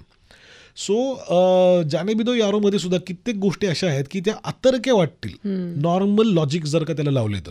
म्हणजे अल्बर्ट पिंटो म्हणून ते दोघं जण एकाच खोलीत एकमेकांना पाठ लावून एकमेकांशी बोलतायत आणि मग त्यांचा रिसिव्हर पडतो, दोघं वेगवेगळे रिसिव्हर परत उचलून बोलायला लागतात. ह्याला तसं लॉजिकल एक्सप्लेनेशन काही नाही आहे, पण ती शैली आहे. ती शैली पहिल्यांदा त्यांनी वापरली. मग आपण मी जेव्हा माझा पहिला सिनेमा करतोय तर त्याच्यासाठी एक वेगळी शैली आपणही डेव्हलप करूयात. हे इन्स्पिरेशन जाने भी दो यारो मधनं आलेलं आहे. आणि मग मला माहित नाही हे वर्क होईल की नाही. We just went ahead with it. म्हणजे we just jumped into it. Right. जसं सटायर हा एक जॉनरा आहे, तसा पॉलिटिकल जॉनरा सुद्धा असतो. राईट. आणि मला हे विचारायचं आहे की आत्ता at this point in time where everything is over sensitised आणि प्रत्येक माणूस कोणत्याही क्षणी कोणत्याही गोष्टीवरून ऑफेंड होऊ शकतो, फक्त फक्त पॉलिटिक्सकडे एक जॉनरा म्हणून सुद्धा बघायला एखादा दिग्दर्शक धजावतो का? म्हणजे तुला अशी कुठेही for even a flip second भीती वाटते का की मला एखादी कॉन्सेप्ट आहे माझ्याकडे ज्याच्यासाठी मी खूप कन्व्हिन्स्ड आहे, पण फक्त मी हा जॉनरा वापरू की नको वापरू ह्यासाठी मला एक सेकंड थॉट द्यायला लागतोय, जो कदाचित काही वर्ष आधी नव्हता द्यायला लागत का? I don't know, you tell me. बरोबर. म्हणजे खूप चांगला प्रश्न आहे. म्हणजे आत्म पॅम्फलेट करत असताना आम्ही सतत घाबरत होतो. म्हणजे तसं घाबरत नव्हतं, पण हा सिनेमा सेन्सरच्या कैचीतनं सुटेल का टू बिगिन विथ हे प्रॉब्लेम. सो आम्ही ना ते बनवताना अशा ब्रिंकवरती तो सिनेमा चालतो की जरा इकडे तिकडे झालं की कोणतरी ऑफेंड होईल. सो आपल्याला म्हणायचंय ते म्हणूच यात, प्लस विदाऊट ऑफेंडिंग एनीवन. ही खूप मोठी तारेवरची कसरत आहे, ती आत्म पॅम्फलेटच्या निमित्ताने आम्ही साध्य करू शकलो. आणि अर्थात एवढं सगळं करूनही जेव्हा सेन्सरकडे फिल्म गेली तेव्हा काय असतं की सेन्सरची जी मंडळी बसली असतात दी फॉलो द रूल बुक. त्यांच्यासमोर असे नियम लिहिलेले आहेत की हे असेल तर पास करायचं नाही, हे असेल तर. फॉर एक्झाम्पल, जातीवाचक शब्द वापरता येणार नाहीत. आणि आत्म पॅम्फलेटमध्ये का ते घेतलंच नाही तर त्या सिनेमाचं काही म्हणणंच उरत नाही. ती फिल्म खूप बोथट होऊन जाते. सो अशा वेळेस त्यांनी याच्यावरती ॲज पर द नियम त्यांनी याच्यावरती बोट ठेवलं, हे म्यूट करा, हे म्यूट करा, हे म्यूट करा. ह्या जातींची नावं तुम्ही घेऊ शकत नाही. प्लस आपले इंटरनॅशनल रिलेशनशिप खराब होतील म्हणून शेवटचं जे काश्मीर आणि ते सगळं क्लायमॅक्सचा जो भाग आहे त्याच्यामध्ये जे झेंडे वापरले होते ते ॲक्च्युली ऑथेंटिक खरे झेंडे वापरले होते. ते आम्हाला बदलायला सांगितले की तुम्ही पाकिस्तानचाही झेंडा बदला, त्यांच्याबरोबरही कुठले डिप्लोमॅटिक संबंध आपले खराब होता कामा नाहीत, चायनाचाही झेंडा बदला, असं म्हणून सगळ्या कंट्रीजचे झेंडे आम्हाला बदलायला लावले VFXमध्ये. कारण नियम काय सांगतो. सो कित्येकदा कॉन्टेक्स्ट बाजूला राहून फक्त नियमांवरती बसून ती सेन्सरशिप मला खूप जाचक वाटते फिल्म मेकरसाठी. आणि ते परत रिव्हिजिट केलं पाहिजे असं माझं खूप म्हणणं आहे. So coming back to your question, की आता मला एखादा पॉलिटिकल सिनेमा करायचा असेल किंवा कुठल्याही फिल्म मेकरला करायचं असेल तर इट्स डिफिकल्ट. म्हणजे जसं सिंहासन आणि सामनासारखे सिनेमे येऊन गेले, त्याच्यामध्ये पॉलिटिकल गोष्टींवरती एक भाष्य आहे, तेंडुलकरांसारखे सिद्धहस्त लेखकांनी ते लिहिलं, जे आज कदाचित नाही करता येणार. आज झुंडशाही नावाचा जो प्रकार आहे की मी कुणाबद्दल काही म्हटलं, कुणी कशाचं काय लावलं कनेक्शन आणि सिनेमा बंद पाडणे, सिनेमा चालूच न देणे, मग पर्सनल सोशल मीडियाचा गैरवापर याच्यासाठी केला जातो. So it's difficult. इतकं इझी नाही आहे. राईट. म्हणजे मला असं वाटतं की पॉलिटिक्सचा फक्त एक म्हणजे फक्त माणसं त्यातली बाय प्रोफेशन पॉलिटिशियन आहेत. अनेक फिल्म अशाही आहेत ना की जिथे फक्त माणसं पॉलिटिशियन आहेत, पण त्या फॉर्मॅटचा असं काही वापर नाही होते. फिल्म एक वेगळीच चालली आहे, फक्त त्यातले 4 लोक अमुक पार्टीचं आणि तमुक पार्टीचं and we call it a political film. असंही there are so many of such examples. हे कित्येकदा प्रोपोगंडा फिल्म्सला पॉलिटिकल फिल्म म्हणण्याचा एक वेगळा हे आहे, प्रघात आहे आपल्याकडे.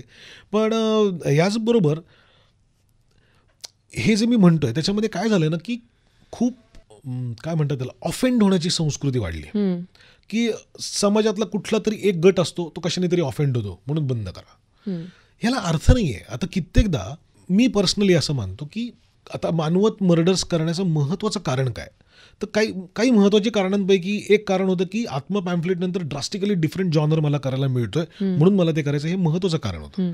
पण अजून एक महत्त्वाचं कारण म्हणजे इट टॉक्स अबाउट सुपरस्टिशन्स, अगेन्स्ट सुपरस्टिशन्स, की बाबा अशा प्रकारच्या काही गोष्टींवरती विश्वास ठेवल्यामुळे त्या काळामध्ये असे खून काही लोकांनी केले. ह्याच्यामध्ये ती माणसं खरंच जन्मजात विलन आहेत का, तर नाही आहेत. त्यांच्या अवतीभोवती तो जो अंधश्रद्धेचा पगडा आहे की बाई तुझ्या घरातल्या झाडावरती मुंजा बसल्यावर का, हे जर का बिलीफच असेल की माझ्या घरातल्या झाडावरती मुंजा, जस्ट ट्राय अँड इमॅजिन की तुझं जर का बिलीफ असेल तर तुझं काय अवस्था होईल. आणि म्हणून तुला मूल होत नाहीये, तुझ्याकडचा जो पैसा आहे तो तुझ्या वारसाला मिळणारच नाही, कारण तुला वारसच होणार नाहीये. मग तुला वारस कसा मिळेल, त्या मुंजाला खुश केलं पाहिजे, त्यासाठी हे खून केले पाहिजेत.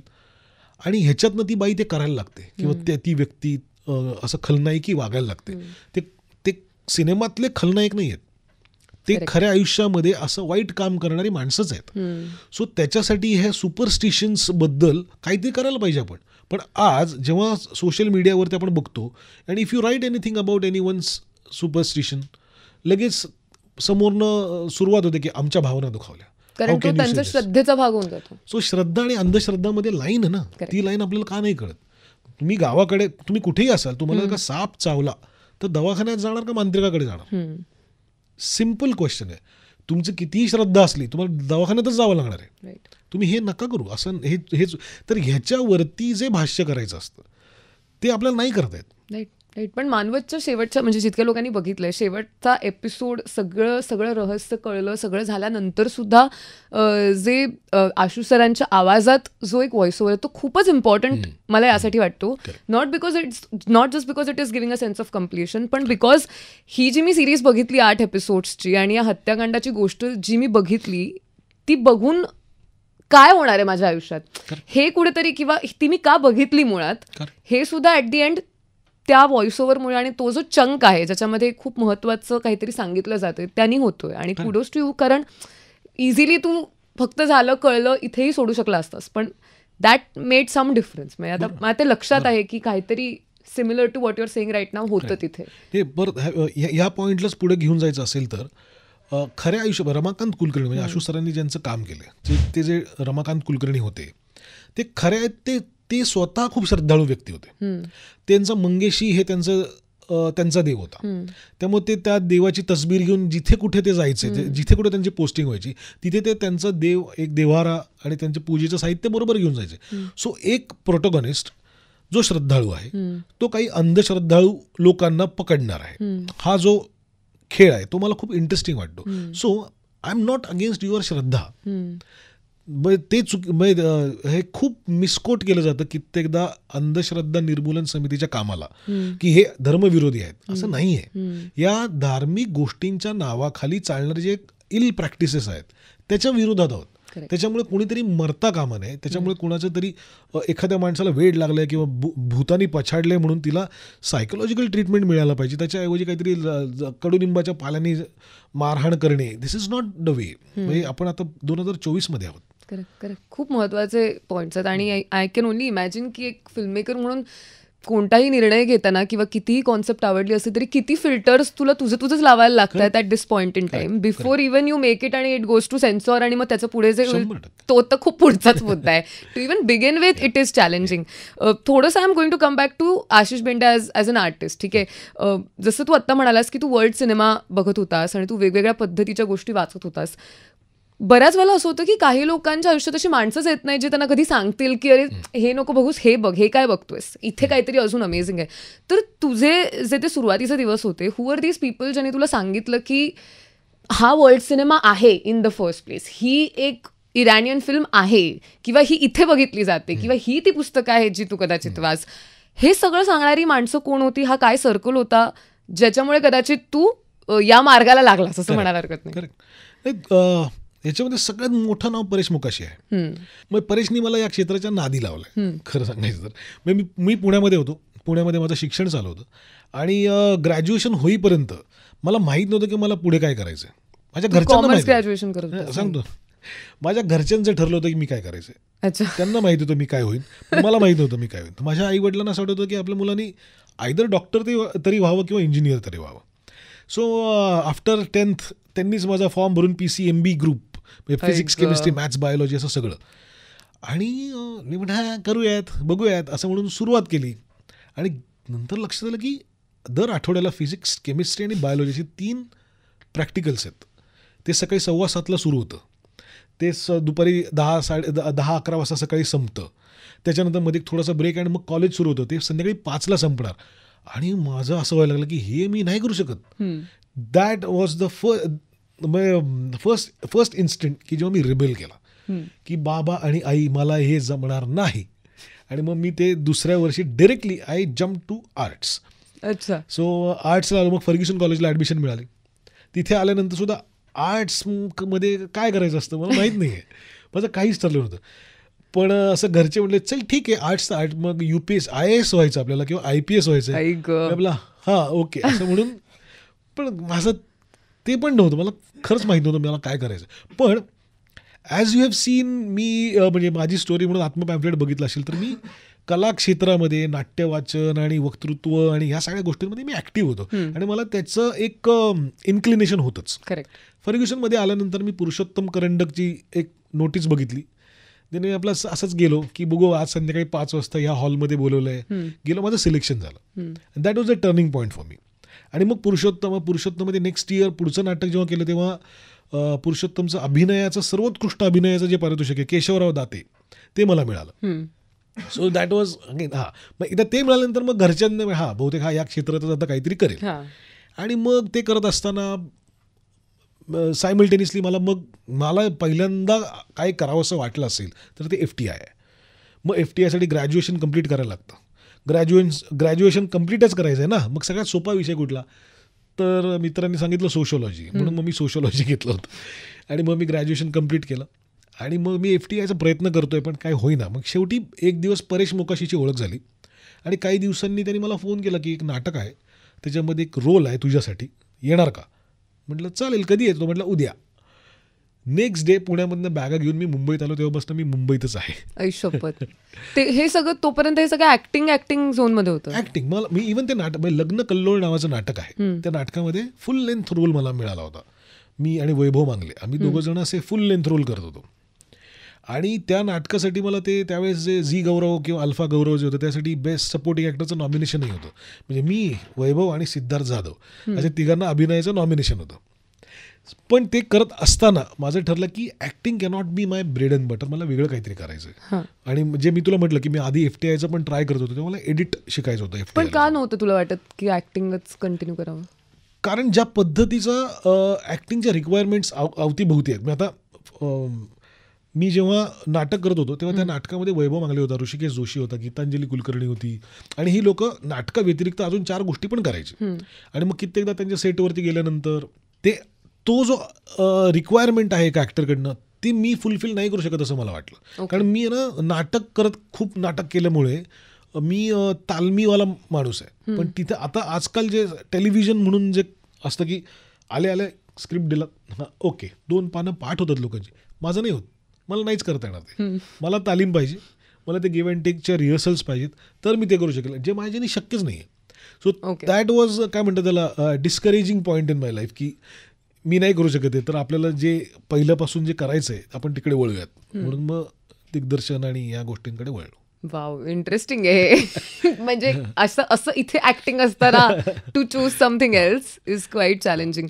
पण आता ह्या सगळ्या मग त्याच्यानंतर परेश सरांमुळे कुठेतरी वर्ल्ड सिनेमा आणि इव्हन सुरुत गोडबोले हा आम्ही दोघं जण आम्ही खूप असे सिनेमे बघणे, रात्री रात्री जागून सिनेमे बघणे असं मी खूप केलं. त्याच्यामध्ये आम्ही वर्ल्ड सिनेमातल्या काही गोष्टी किंवा काही डॉक्युमेंटरी, मग त्यावेळेस ऑस्करला गेलेले जे काही सिनेमे असतात ते पण बघितले मी. इनवाईल काही काही गोष्टी भारतामध्ये पण ज्या घडत होत्या, की श्वास जेव्हा ऑस्करला गेला किंवा नंतरच्या काळामध्ये लगान गेला, तर त्यामुळे तो एक अवेअरनेस जो असतो की बेस्ट फॉरेन फिल्म कॅटेगरीमध्ये कुठले सिनेमे होते, तर मग लगानच्या बरोबरीने असलेले बाकीचे जे सिनेमे आहेत, मग त्याच्यात अमेली होता, I guess no man's land होता, आणि अजून कुठले हे आपण सिनेमे अच्छा आपल्या फिल्मला का नाही मिळालं म्हणून आम्ही ते पण सिनेमे बघितले. सो असं करत करत मग वर्ल्ड सिनेमाबद्दलचा अभ्यास म्हणजे ते बघण्याची आवड निर्माण झाली. करेक्ट. पण आता तू या सगळ्या फिल्म्स बघत होतास, आता तू स्वतः फिल्म्स करतोयस, त्याच्या आधी तू असिस्ट सुद्धा केलंयस, तू असोसिएट राहिलायस, तर तुझ्या दृष्टीने एक चांगली फिल्म काय असते फॉर यू? चांगली फिल्म म्हणजे एकतर मुळामध्ये ज्यांनी ती बनवली आहे मुळात त्याचं कन्व्हिक्शन आहे का, हे जे काही आता समोर आहे हे खूप वेळा होतं, आणि परेश बरोबर काम केल्यामुळे हे होतच की अरे यार ह्याच्यापेक्षा अजून बेटर होऊ शकतं, विच इज गुड. पण तरी सुद्धा एक बेसिक बेअर मिनिमम लेवलवरती I you convince with your work, तर ते व्हायला पाहिजे.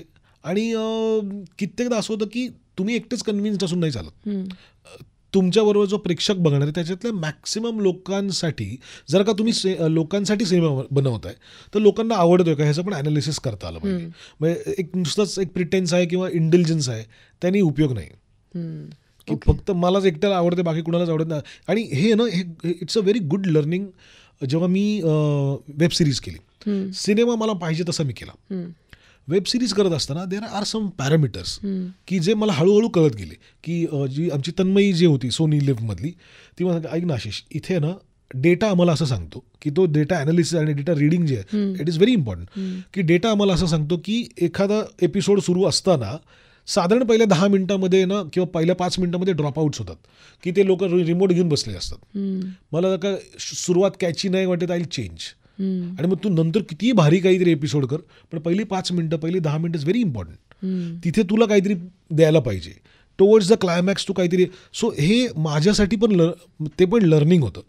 सो जसजसं माध्यम बदलतं, म्हणजे वेब सिरीज आलं तर त्याचं टेक्निक वेगळं आहे, सिनेमामधलं वेगळं अप्रोच असतो.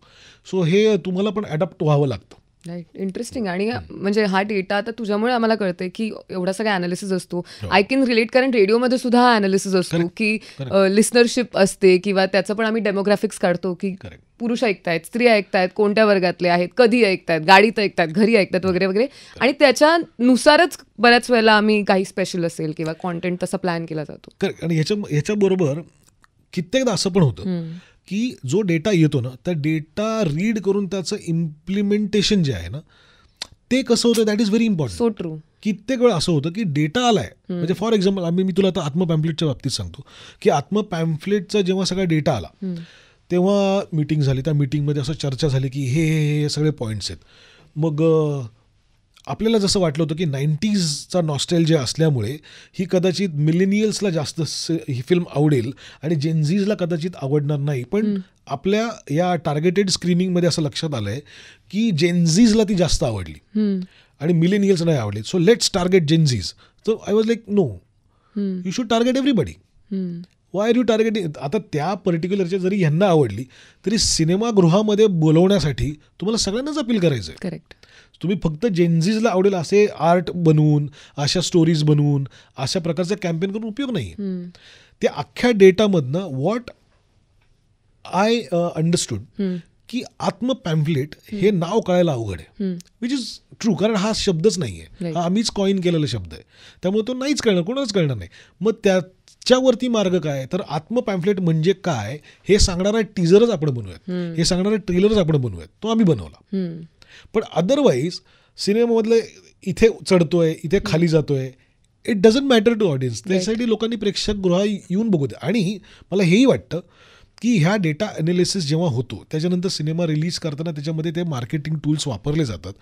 आता post release after 2 months 3 months जेव्हा आता यूट्यूबवरती पण तुम्ही सिनेमा टाकलाय, आता खालच्या कमेंट, आता ह्याचं पण ॲनालिसिस करायला पाहिजे की तेव्हा जो टार्गेटेड ग्रुप साठी तुम्ही केलेलं अनालिसिस होतं आणि पोस्ट रिलीज जेव्हा लोक त्याच्यावरती कमेंट्स करतायत तर त्या दोघांचा डेटा मॅच होतोय का, are we on a same page, तरच कळेल ना की आपण जे रीड केलं होतं ते खरं होतं. Correct correct. अदरवाईज ते कसं कळणार. So important. 100%. तुझा आणि म्हणजे तुमच्या अख्ख्या टीमचा, मानवतच्या, मी आत्ता एक इंटरव्ह्यू बघितलेला ज्यात सोनाली ताई असं म्हणाली की आपण तेव्हाच ग्रो होतो जेव्हा आपण कुठेतरी स्वतःला ओलांडून पुढे जात असतो.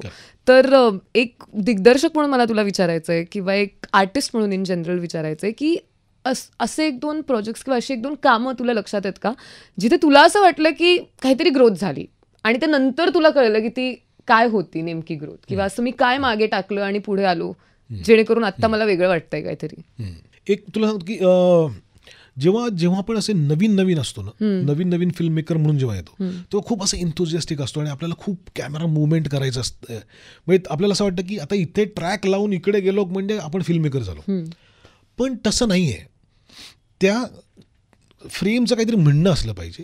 आता हरिश्चंद्राची फॅक्टरी जेव्हा होतो आम्ही तेव्हा मी असोसिएट डिरेक्टर होतो त्या फिल्मचा आणि पहिल्यांदाच एवढं मोठं प्रोजेक्ट मला मिळालं होतं आणि परेशने डिसिजन घेतला की कॅमेरा मुवमेंट नाही होणार, camera will be static.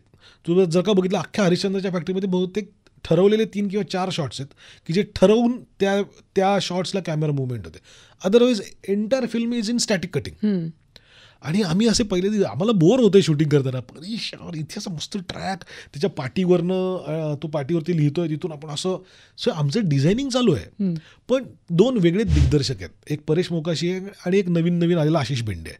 So आम्ही 2 वेगळ्या perspective, that is also magical की एक गोष्ट प्रत्येक माणूस वेगवेगळ्या ह्याच्यातनं बघतो, राईट, वेगवेगळ्या दिग्दर्शकीय चष्म्यातनं बघतो. सो परेशकडनं मी जेव्हा ते शिकलो की परेशने एक दिवस आम्हाला बसून सांगितलं, हे बघ काय आहे, जुन्या काळामध्ये काही सिनेमे जसं सर्जेई आयझनस्टाईनची एक फिल्म होती की बॅटलशिप पॉटेम्किन नावाची, ब्लॅक अँड व्हाईट फिल्म, युद्धपट आहे. पण युद्धपट म्हटल्यानंतर आपल्याला जे दिसतं आता ड्रोन्स हे ते न होता ती अत्यंत स्टॅटिक कटिंग की बाबा तुला जे म्हणायचं आहे, ह्याला जे म्हणायचं आहे, समाजाला काय म्हणायचं आहे, हे प्रत्येक ठिकाणी जाऊन कॅमेरा ते कव्हर करणार आणि त्याची एक भाषा तयार होणार एडिट नंतर आणि मग तो अपेक्षित परिणाम साधतोय का तो करण्याचा प्रयत्न हरिश्चंद्रच्या फॅक्टरीत केला. अचानक 5 वर्ष परेशने काहीच नाही केलं. 5 वर्षानंतर डायरेक्ट एलिझाबेथ एकादशी आला, त्याच्यात कॅमेरा सतत फिरतोय. कारण तो सिनेमा DSLR वरती शूट केला. DSLR कॅमेरा 1DC जो आहे कॅनन 1DC वरती आम्ही हातावर घेऊन आम्ही ॲक्च्युअल क्राऊडमध्ये होतो. लोकांना वाटतं फोटोग्राफी झाली आहे काहीतरी, ॲक्च्युअल वारीमध्ये आम्ही शूट केलं. तो सगळा जो समाज जो आहे ते खरे वारकरी आहेत.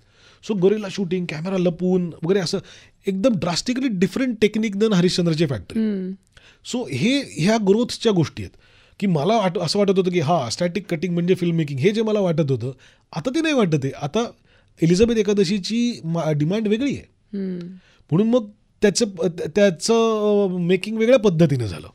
असं वेगवेगळ्या दिग्दर्शकांबरोबर वेगवेगळ्या गोष्टी. प्लस असे काही सिनेमे पण आहेत आयुष्यात की ज्याची नाव इथे मी नाही घेऊ शकत, पण म्हणजे जे क्रिंज वॉच म्हणून काही सिनेमे बघितले तर ते असेही सिनेमे मी केलेले आहेत. पण माझं असं म्हणणं की त्या सिनेमाने मला खूप शिकवलं काय नाही करायला पाहिजे, because it's a very expensive business. आणि ते फिल्म्स तर म्हणजे तेव्हा तर अजून डिजिटल क्रांती नव्हती झाली, तेव्हा फिल्मवरती शूट होत होतं. तेव्हा प्रत्येक स्टॉक जो 4 मिनिटाचं एक मॅगझिन असेल त्याची 10,000 रुपये किंमत असायची. तर ते आपण कसं वापरतोय.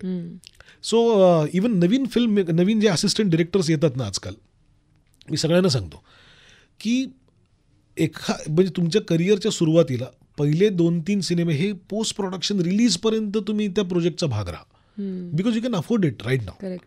की आत्ता तुमच्याकडे खूप जास्त स्टेक नाही आहे, तुम्ही कदाचित रेंटेड हाऊसमध्ये 4 जण मिळून राहताय, तुमच्या त्या डिमांड्स कमी आहेत, तर आत्ता तुम्ही शिकण्यामध्ये इन्व्हेस्ट करा. सो तुम्ही जे शूटवरती तुम्ही स्मार्टली सगळ्या गोष्टी करता की हा शॉट कसा घ्यायचा, प्रोडक्शन रिक्वायरमेंट कशी द्यायची आणि चला पुढचा शॉट रेडी, कॉस्ट्यूम रेडी करा. पण हे सगळ्याचं एकत्र जेव्हा एडिटवरती बांधून एक चित्र तयार होतं आणि मग त्याचं पोस्ट प्रोडक्शनमध्ये VFX कसे ॲड होतात, ग्रेडिंग कसं होतं आणि मग रिलीजच्या आधी DCP कशी निघते वगैरे ह्या ज्या गोष्टी आहेत ना, ह्या सगळ्या प्रोसेसचा भाग असलं पाहिजे. पण नवीन मुलांचा ओढा असतो, शूट संपलं की दुसरं शूट जॉईन करायचं. ते don't know what happens in the post. एखाद दुसरा व्यक्ती असतो की जो शेवटपर्यंत राहतो आणि मग त्याच्यात पोटेन्शियल फिल्म मेकर तयार व्हायला लागतो. अदरवाईज कित्येकदा असिस्टंट डिरेक्टर हे आयुष्यभर असिस्टंट डिरेक्टरच राहतात, ते ग्रोज होत नाहीत फिल्म मेकर म्हणून. करेक्ट. किंवा कित्येकदा फिल्म मेकर म्हणून ते करतात पण कुठेतरी कोरमध्ये अजून असिस्टंट डिरेक्टरच असतो. So that is what I have seen आणि माझं लोकांना सांगणं असतं त्याच्याबद्दल. इंटरेस्टिंग. मला एक प्रश्न विचारायचा आहे, म्हणजे you correct me if I am wrong. Okay, असे खूप आपल्याकडे ॲक्टर्स आहेत ज्यांनी सुरुवात अभिनयाने केली आणि त्यानंतर eventually they started feeling like की नाही, डिरेक्शन माझं कॉलिंग होतं. सो मी ॲक्टिव्हली ॲज अ प्रोफेशनल अभिनयसुद्धा करतोय, पण आता मी दिग्दर्शनसुद्धा करणार आहे. So we can call them maybe actor turn directors. आणि अशी काही माणसं ऑन द कॉन्ट्ररी ज्यांना सुरुवातीपासून दिग्दर्शनच करायचं आहे, मग त्यांना येत असेल अभिनय तरी, लाईक फॉर एक्झाम्पल यू, की तू करत होतास अभिनय, पण then this was a conscious choice की आता मला दिग्दर्शन करायचं आहे for right now as well. भविष्यात तुला अभिनय करायचा वाटला तर that card is always open. पण तरी सुद्धा तर from a director's perspective, actor turn director जेव्हा एखादी व्यक्ती असते तेव्हा तुझ्या दृष्टीने काय प्लस पॉईंट्स असतात आणि तुझ्या दृष्टीने काय अशा गोष्टी असतात ज्या थोड्याशा कमी राहतात असं तुला वाटतं? मी इतर लोकांचं नाही सांगू शकत त्याच्यामध्ये, पण ॲक्टर असण्याचा एक ॲडव्हान्टेज मला हा मिळतो की कित्येक वेळा भाव काय हवे आहेत या पर्टिक्युलर याच्यातून हे कदाचित मी जास्त योग्य पद्धतीनं माझ्या कलाकारांशी मी एक्सप्रेस, म्हणजे कित्येकदा नरेशन असतं. नरेशनच्या वेळेस त्याचं वाचन जेव्हा असतं तेव्हा ते वाचन माझं बऱ्याचदा चांगलं होतं, कारण तो वाचिक अभिनयाचा जो एक सराव असतो त्याच्यामुळे मग त्याचे इंटोनेशन्स आणि हे ते करून मला जो भाव पोचवायचा आहे तो प्रेक्षक, तो माझ्या कलाकारापर्यंत मी पोचवू शकतो. सो तिथपर्यंत पोचणं गरजेचं आहे आणि मग कलाकार तिथून मग ते पुढे कॅरी करतात. Right. So that helps a lot. पण अर्थात सिनेमा मेकिंग हे फक्त अभिनया व्यतिरिक्त खूप तांत्रिक बाबींवरती पण अवलंबून आहे. सो जे कोणी ॲक्टर आता डिरेक्टर झालेत तर माझं एवढंच म्हणणं आहे की तंत्राकडे लक्ष प्रत्येकाने द्यायला पाहिजे. का ते त्या क्राफ्टवरती तुमचं मास्टरी आली तर एनीबडी कॅन डिरेक्ट असं काही. आणि आजकाल तर मोबाईल हातामध्ये आहे, रील्स बनवतात, प्रत्येकाचे क्रिएटिव्हिटी त्यांचे त्यांचे धुमारे जे फुटत आहेत. सो त्याच्यामध्ये सुद्धा काही लोक विचारणार होते तुला, you can not deny that ना, की इट्स अ चेंज. आपण त्याच्याबरोबर हे करायला पाहिजे, कोपअप करायला पाहिजे. कारण जिथे सिनेमा बनवणं शक्य नाही अशा गावातली छोटी छोटी खेडेगावातली मुलं जर का काहीतरी कॉन्टेंट बनवत आहेत, तो क्रिंज आहे किंवा खूप काहीतरी चांगला आहे हा माझा मुद्दाच नाही आहे, पण दे आर डुईंग इट. त्यांच्या हातामध्ये एक टूल आलाय. सो माझ्यामध्ये इट्स अ रेव्होल्युशन. ते रिव्होल्युशन चांगल्याकडे जाईल, वाईटाकडे जाईल, का काहीतरी मध्यम मार्ग स्वीकारेल हे कदाचित भविष्यात कळेल, पण मी त्याच्या अगेन्स्ट नाही आहे. करेक्ट. Got it. ओके. जेव्हा गोदावरी आलेला तेव्हा निखिल महाजन जेव्हा इथे आलेला तेव्हा again that film was same, की अनेक अवॉर्ड्स आंतरराष्ट्रीय लेवलवरती मिळाली होती आणि त्यानंतर थोडासा वेळ गेल्यानंतर इथे रिलीज झाला होता. By that time people knew की ही फिल्म काय आहे, म्हणजे ऐकून होते वगैरे वगैरे. सेम हॅपन्ड विथ आत्मा पॅम्फलेट इन अ वे.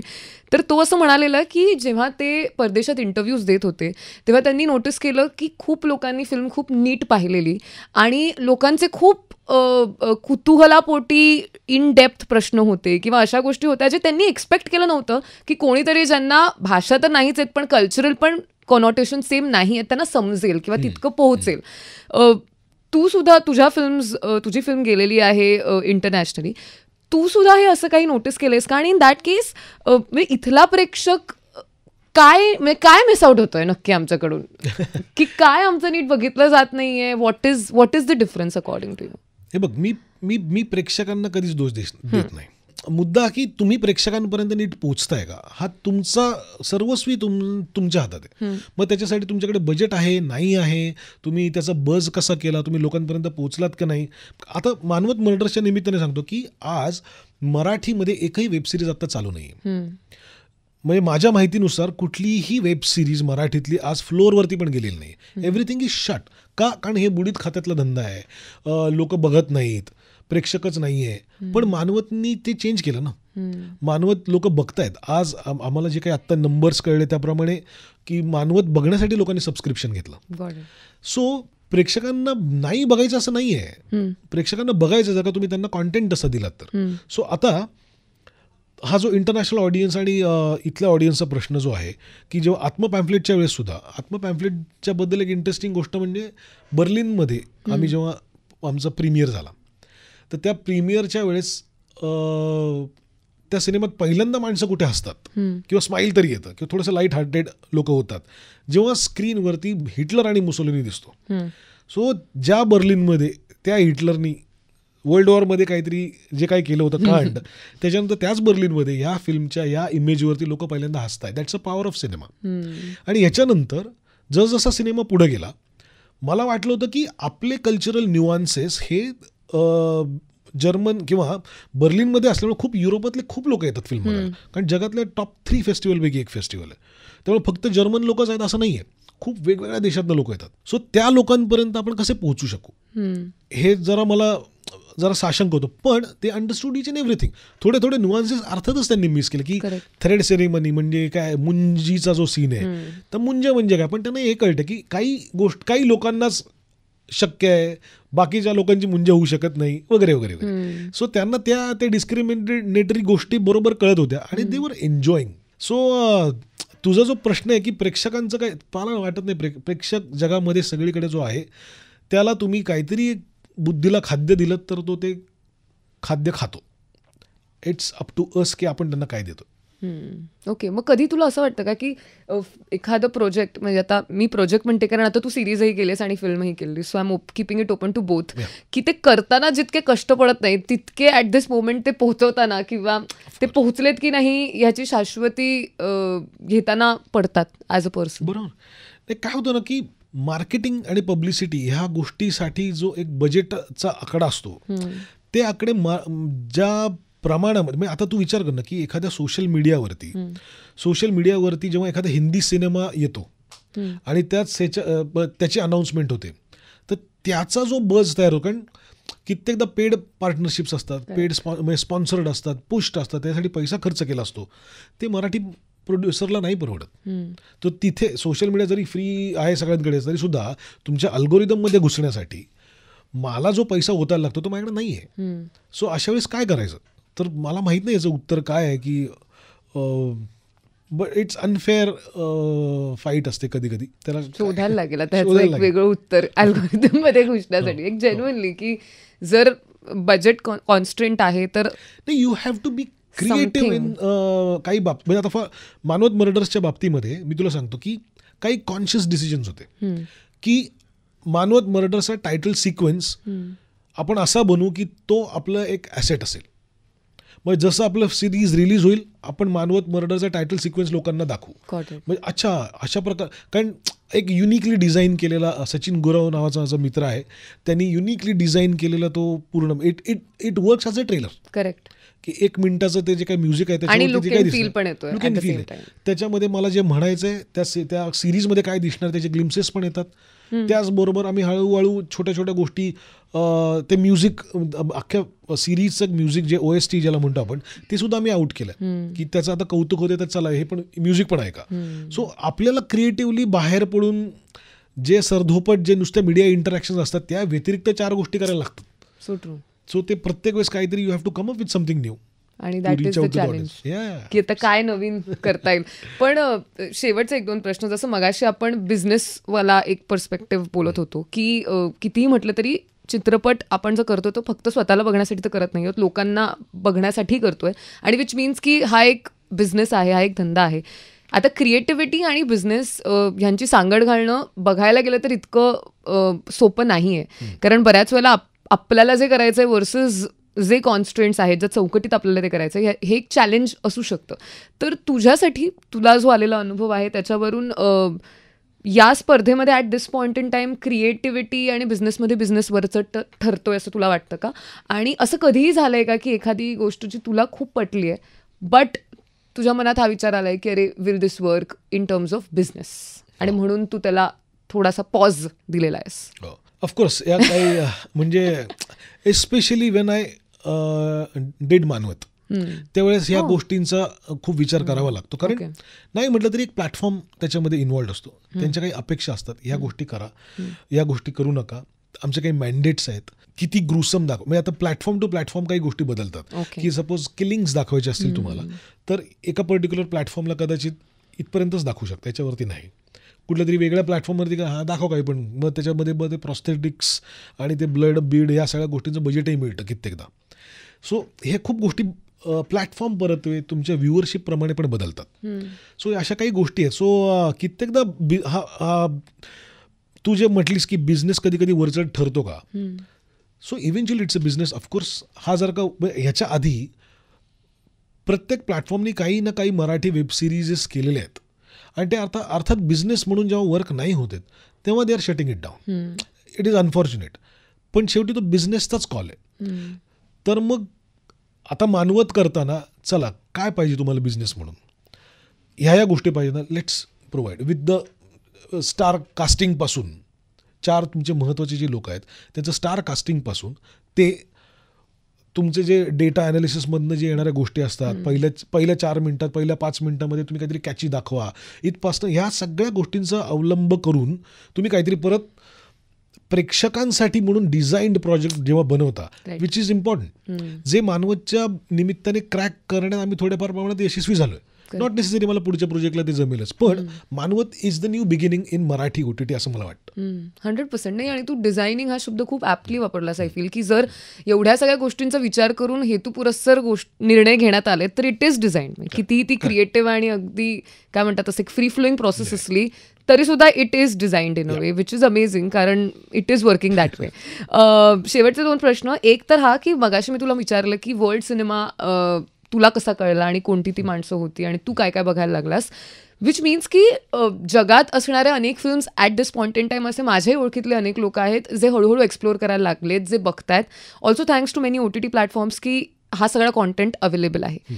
आता जर आपण टेबल्स टर्न केले तर जगातले किती लोक आपलं रिजनल बघतात असं तुला वाटतं, आणि डू यू थिंक की the numbers are less in this case, आणि का असं असेल की म्हणजे आपण अनेक परदेशी गोष्टींचे रेफरन्सेस देतोय किंवा आपले अनेक इन्स्पिरेशन्स परदेशी आहेत, पण मग परदेशातल्या अनेक लोकांचे इन्स्पिरेशन्स आपण का नाही होऊ शकलोय प्रॉबेबली? याचं सगळ्यात महत्त्वाचं कारण मला असं वाटतं, म्हणजे I don't know the exact answer, पण मला जे माझ्या सत्सद बुद्धीला जे वाटतं ते असं आहे की जगातले जे बाकीचे कंटेंट्स आहेत त्यांचं मार्केट अख्खं जग आहे. म्हणजे कुठलाही इंग्लिश हॉलिवूड किंवा ब्रिटिश हे जे शोज असतात तेव्हा ते बनवतानाच they are making it for global audience. त्यांचं मार्केट आपणच म्हणतो ना, आपलं का रिजनल कॉन्टेंट आहे तर आपण खूप रेअरलीच तिकडे पोहोचणार आहोत. आपलं कॉन्टेंट ह्याच प्रदेशासाठी आहे. आणि रिजनलमध्ये सुद्धा there is a difference between Marathi regional and other languages regional. So Malayalam, Tamil, Kannada ह्यांचा जो ऑडियन्स आहे तो म्हणजे मल्याळम बनवल्यानंतर मल्याळम हे तमिळ, तेलुगू ह्या प्रांतातही बघितलं जातं. त्या लोकांना ती लँग्वेज पण कळते. प्लस आपल्याकडे सुद्धा बिकॉज त्यांच्याकडे ऑडियन्स रेडी आहे म्हणून त्याची प्रोडक्शन व्हॅल्यू चांगली आहे, म्हणून त्याच्यावरती खर्च केला जातो आणि म्हणून तो खर्च केलेला चांगला चकचकीत प्रोजेक्ट असेल तर तो हिंदीमध्ये डब केल्यानंतर मराठी माणसं पण बघतात. करेक्ट. आणि लॉकडाऊन नंतर तर लोक सबटायटल्स बघायला लागले, विथ सबटायटल्स पण बघतात. ज्यांना नाही बघायचं ते डब व्हर्जन पण बघतात. सो कित्येक साऊथ इंडियन सिनेमे हे डब्ड व्हर्जनमध्ये आपल्याकडे हिट आहेत. त्याला कारण फक्त लँग्वेजचा चेंज नसून त्याचं प्रोडक्शन व्हॅल्यू आहे, त्याच्यामध्ये खर्च केला आहे. कारण आता राजमौलीचे जे फिल्म्स आहेत, बाहुबली म्हण किंवा नंतर आलेले कुठलेही सिनेमा म्हण किंवा त्याच्या आधीचेही, हे सगळे रिजनल लँग्वेजचे सिनेमे आहेत. Correct. Baahubali is one of the most expensive film किंवा RRR भारतातली एक्सपेन्सिव्ह रिजनल फिल्म आहे, बॉलिवूडपेक्षा जास्त बजेट आहे. असं पण मराठी स्वप्न बघू शकतोय का? It's impossible. आता नाही करू शकत आपण. सो RRR जेव्हा खर्च करून बनवला जातो किंवा बाहुबली खर्च करून बघितला जातो तेव्हा तो ग्लोबल लेवलला पण पोचतो. त्याचे परदेशामधले कित्येक स्क्रीनिंगमध्ये लोक नाचतात, नाटू नाटू गाण्यावरती, हे व्हिडिओज आपण बघितले. ऑस्कर आपण घेऊन आलो त्या गाण्यासाठी. सो आपण ते करू शकतो प्रोव्हाइडेड तुम्हाला त्या रीचपर्यंत जाण्यासाठी जे इकॉनॉमिक्स पाहिजे ते क्रॅक करता येत आहे का? Okay. I feel is from स्क्रॅचच someone will have to design आता की काय म्हणजे what is the way out. Way out म्हणजे मला असं वाटतं की तुमचं मराठी रिजनल लँग्वेजचं जे लिमिटेशन्स आहेत त्या लिमिटेशन्सचा योग्य अभ्यास करून आपण कॉन्टेंट डिझाईन केले पाहिजे. That is very important. आणि मग त्याच्यामध्ये मेकिंगची कॉस्ट आणि मार्केटिंग आणि पब्लिसिटीची कॉस्ट ह्याचं एक गणित असलं. आत्ता काय होतं ना, आपण सिनेमा बनवू आणि मग नंतर विकूयात, मग ते करतील काहीतरी, असं नाही होणार. You have to plan it. आता नाही घेतला कोणी तर करेक्ट ऑन युअर ओन तुम्हाला काय करता येतं. करेक्ट. 100% नवीन गोष्टी. आणि असंही अनेक वेळेला होतं की आपल्या म्हणजे मराठी रिजनल, आता बिकॉज तू राईटली म्हणालास की Marathi regional versus other regional हा पण एक त्याच्यामध्ये भेद आहे इन अ वे. तर आपलाच काहीतरी कॉन्टेंट आपल्याच लोकांना माहितीही नसतो बऱ्याच वेळा. तो फगेट की बाकीच्या लँग्वेजेसमधली लोक त्याच्यासाठी वाट बघतील.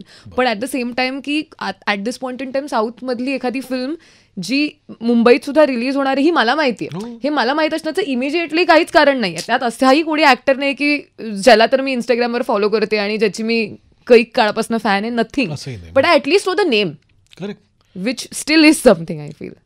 मग ते पॅन इंडिया विजनच आहे ना, की एखादा रिजनल लँग्वेज मधली फिल्म मुंबईत रिलीज करणार आहोत आम्ही, हे त्यांचं ठरलंय. तसं आपलं मराठीचं होतं का? मराठी सिनेमा पूर्ण महाराष्ट्रात होत नाही release. Forget about other states. 100%. Okay. शेवटचा प्रश्न, परत जरा क्रिएटिव्हिटी, बिझनेसकडनं परत क्रिएटिव्हिटीकडे जम्प करणार आहे मी.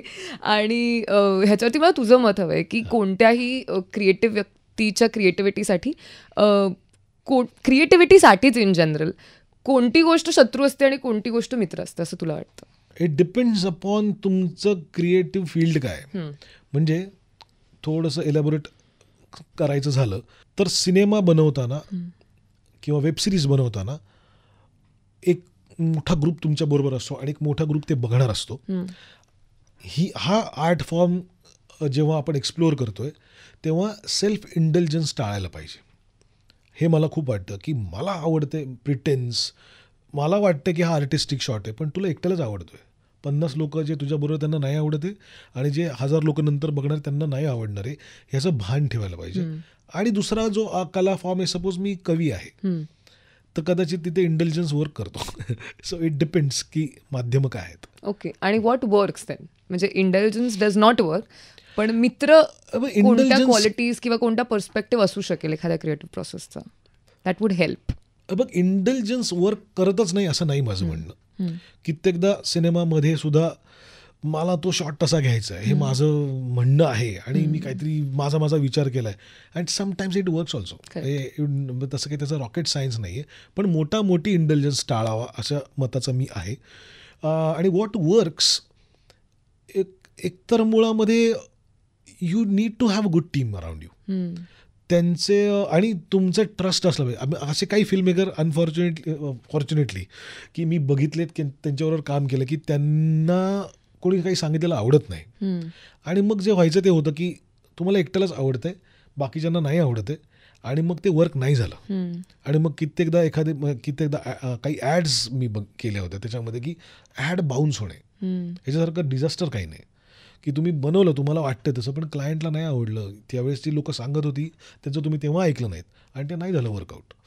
सो अशा खूप गोष्टी असतात. म्हणजे आय डोंट नो एक्झॅक्टली मला ते असं बांधता येत नाही because it's a creative field.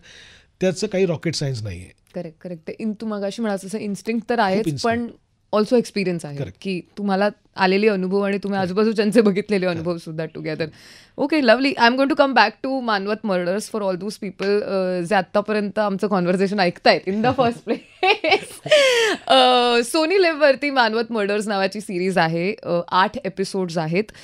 जसं आशिष म्हणाला तसं की मराठीत खूप कमी वेब सिरीज आणि वेब शोज आपल्याला बघायला मिळत आहेत. Luckily this is not to promote Sony Liv, मला छदाम दिलेला नाही आहे सोनी लिव्हनी, पण लाईक जेन्युइनली सोनी लिव्हवरती आहेत अशा 2 ते 3 वेब सिरीज आधी झालेल्या सुद्धा, ज्या सुद्धा कदाचित मानवत बघितल्यानंतर तुम्हाला असं वाटेल की मराठीतल्या वेब सिरीज बघण्याची इच्छा आहे. तर if I am not wrong, Petpuran आहे आणि लंपन आहे फ्रॉम व्हॉट आय नो. जर अजून तुम्हाला सापडला तर प्लीज तुम्ही मला सांगा. I am open to. Shantit Kranti आहे. सो या 3 तरी आहेत. त्यामुळे बऱ्याच दिवसांचा तुमचा कोटा सॉर्ट झालेला आहे. पण मानवत मर्डर्स डेफिनेटली बघा. आणि आय एम होपिंग की खूप लोक बघतील आणि तुला येऊन सांगतील की त्यांना काय वाटलंय. खूप लोक ऑलरेडी सांगतात. So that's that. Thank you so much Ashish, आणि खूप खूप शुभेच्छा तुला पुढच्या तुझ्या सगळ्या प्रोजेक्टसाठी सुद्धा.